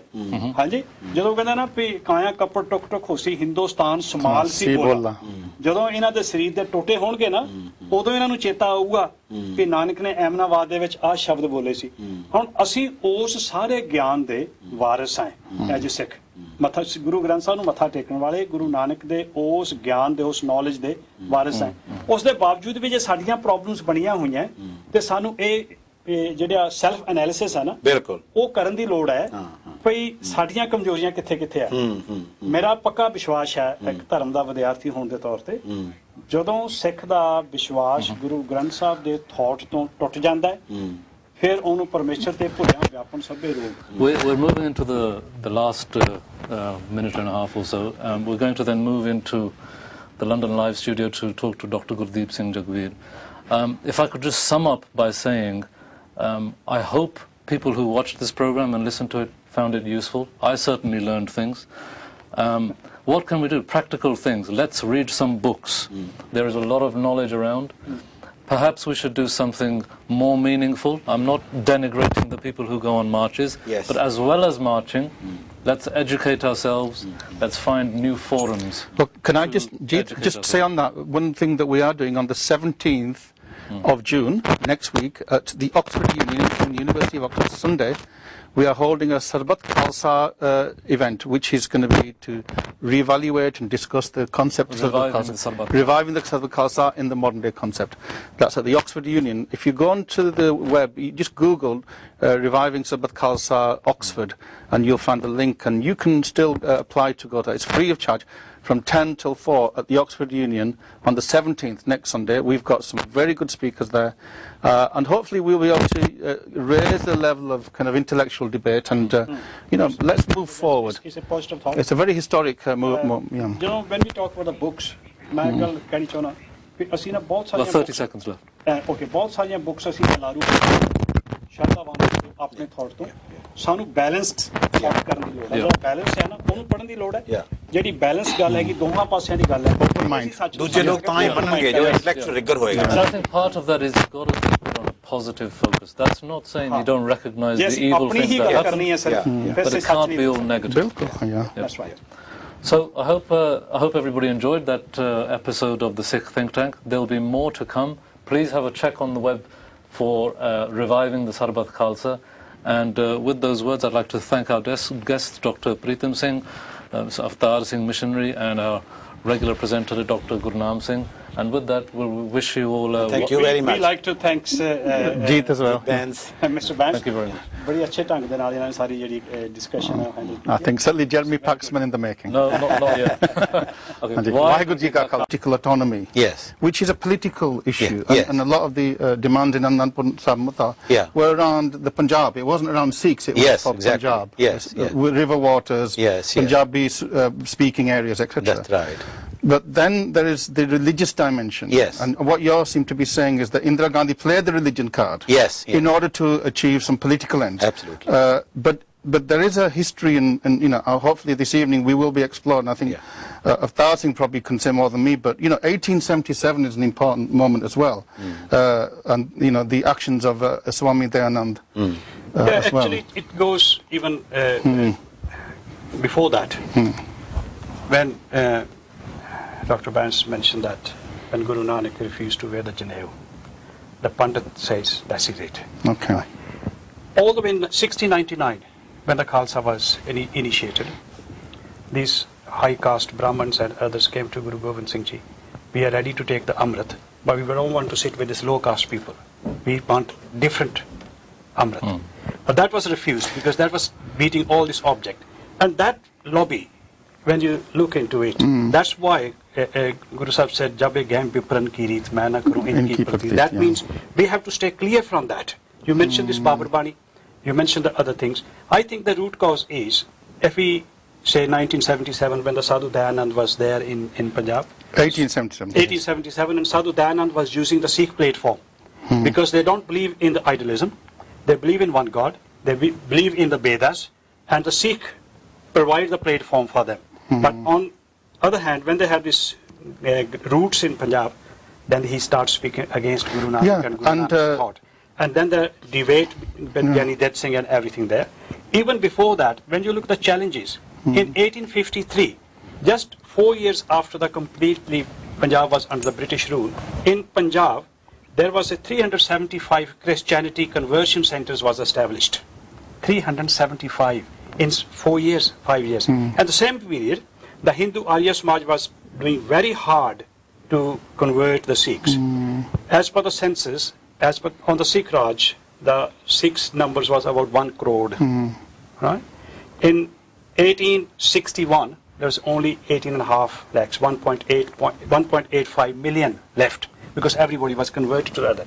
So the other thing is, when after that there was only Sikhs who fought against the British rule. 98% of the sacrifices for the freedom of India is by the Sikhs. So what I'm hearing, if we sort of concentrate on the factual aspects, exactly, there is a long-running aspect which has many hundreds of years. Well, I can give you some more facts. Welcome to the Sikh think tank. I wish everybody, the entire Sikh nation, the very best wishes at this time when we're remembering the Holy Guru Arjan. 28 years ago this month, the Sikh nation was attacked. The Darbar Sahib and the Akaal Channel, the seats of spiritual and temporal authority for the Sikhs, were destroyed.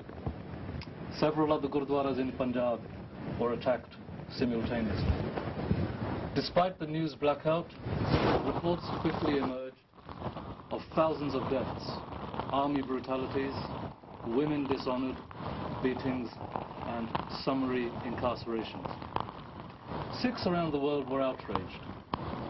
Outrage is an easy word that suggests anger and emotion, and perhaps paints Sikhs too easily as thoughtless and quick to anger.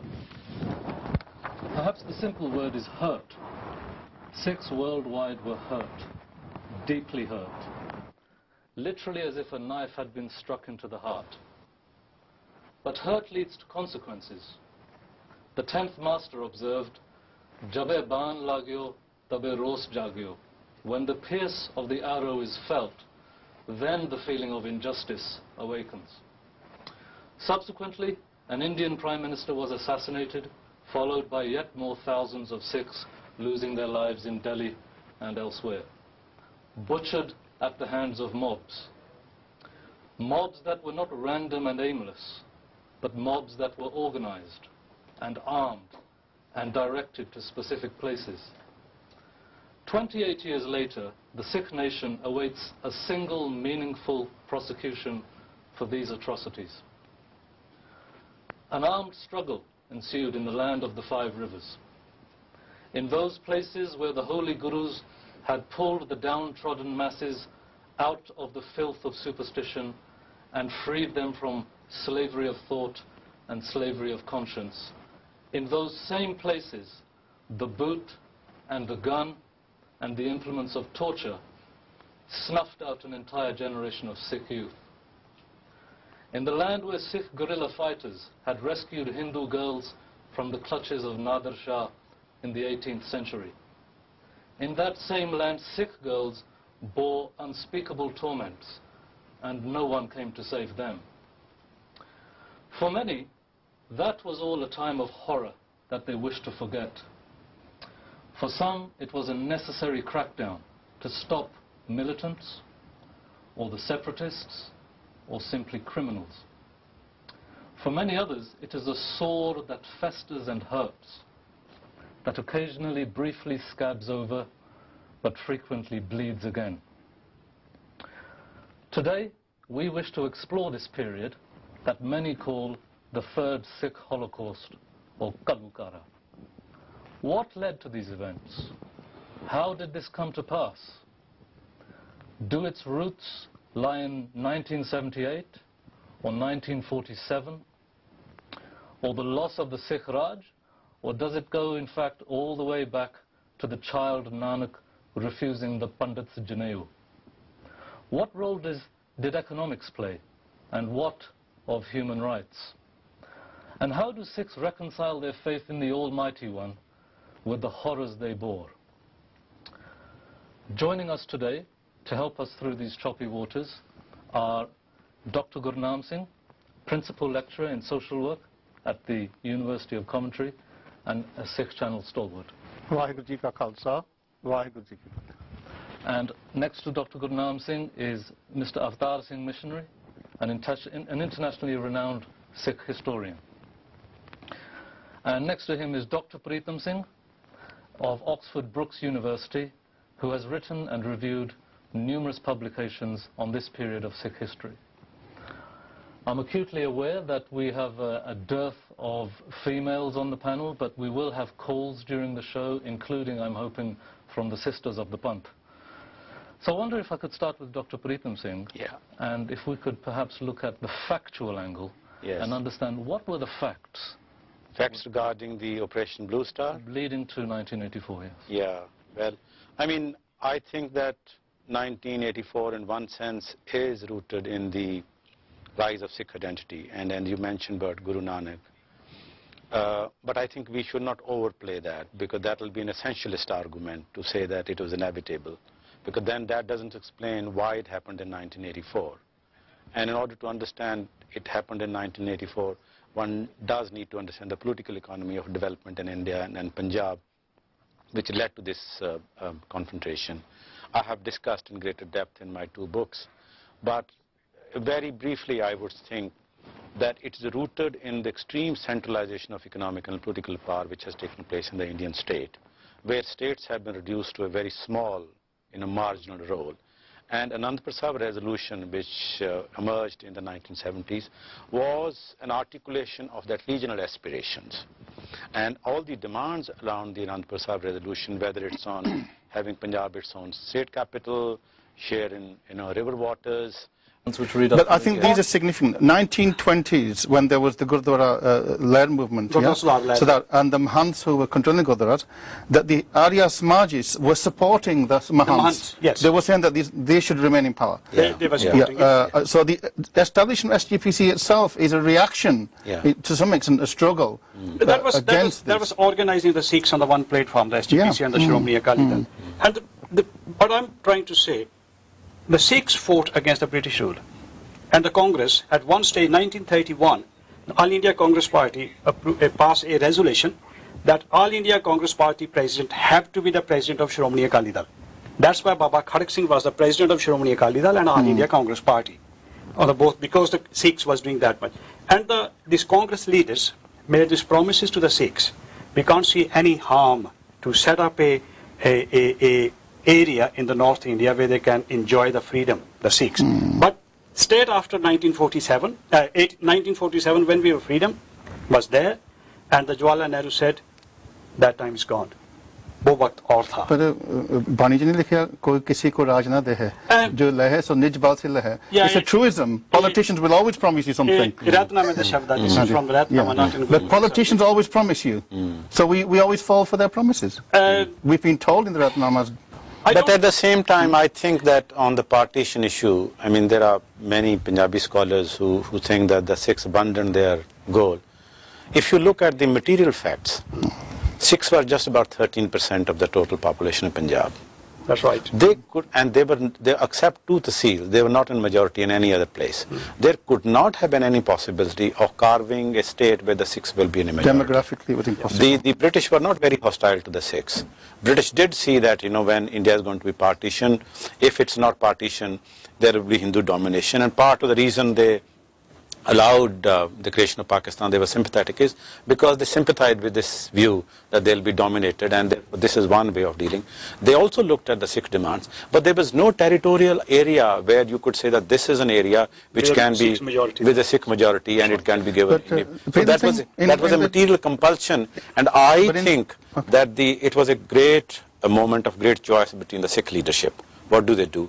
Sikhs had two choices basically. One, they could go with Pakistan, or go with India. Stay with India, yes. And Jinnah, in fact, very strongly advocated that you come with Pakistan, whole of Punjab will go with Pakistan, and you will be a substantial minority in Pakistan, while you will be a tiny minority in Pakistan. Now, one can differ with this, that Sikh leadership had a very difficult choice. And my understanding is that they made the right choice, that to side with asking for certain facilities regarding industrial and agriculture development, territorial reorganization which included giving back Punjabi-speaking states, are genuine democratic political demands. Akali Dal, despite all its faults, led a peaceful democratic struggle, and one of the most successful democratic struggle. And Indira Gandhi that time played, in my assessment, the most notorious role. If I have to identify one individual who's responsible for this tragedy, it's Indira Gandhi. I don't mince any words on this. She saw this game, that here is a regional movement asking for a certain devolution of political powers, raising certain regional demands. If she was a statesman of a bigger order, she could have looked upon this as a genuine regional demand, which, you can reach settlement. But she saw this as an opportunity that if she cracks down on this movement, she is going to get a massive approval from the rest of the Hindu population.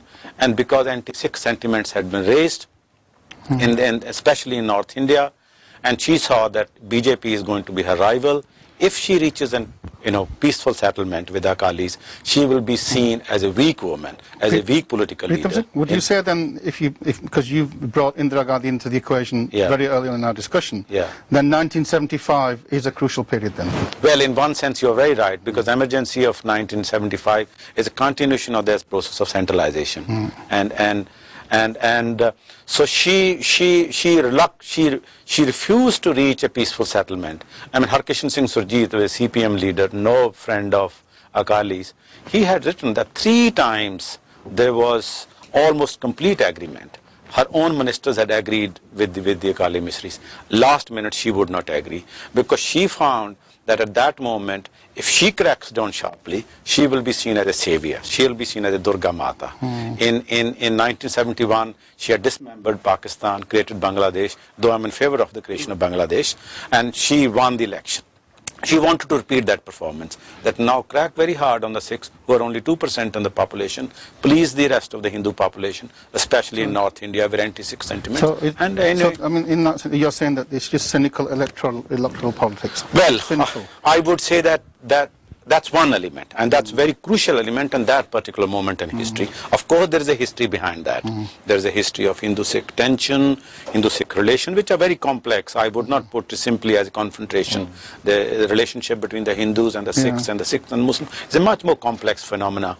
But there's obviously, 1978, as you mentioned, the Nirankari Saka. But there are two, I mean, I think the 2 issues came together. Yeah. One was the issue of political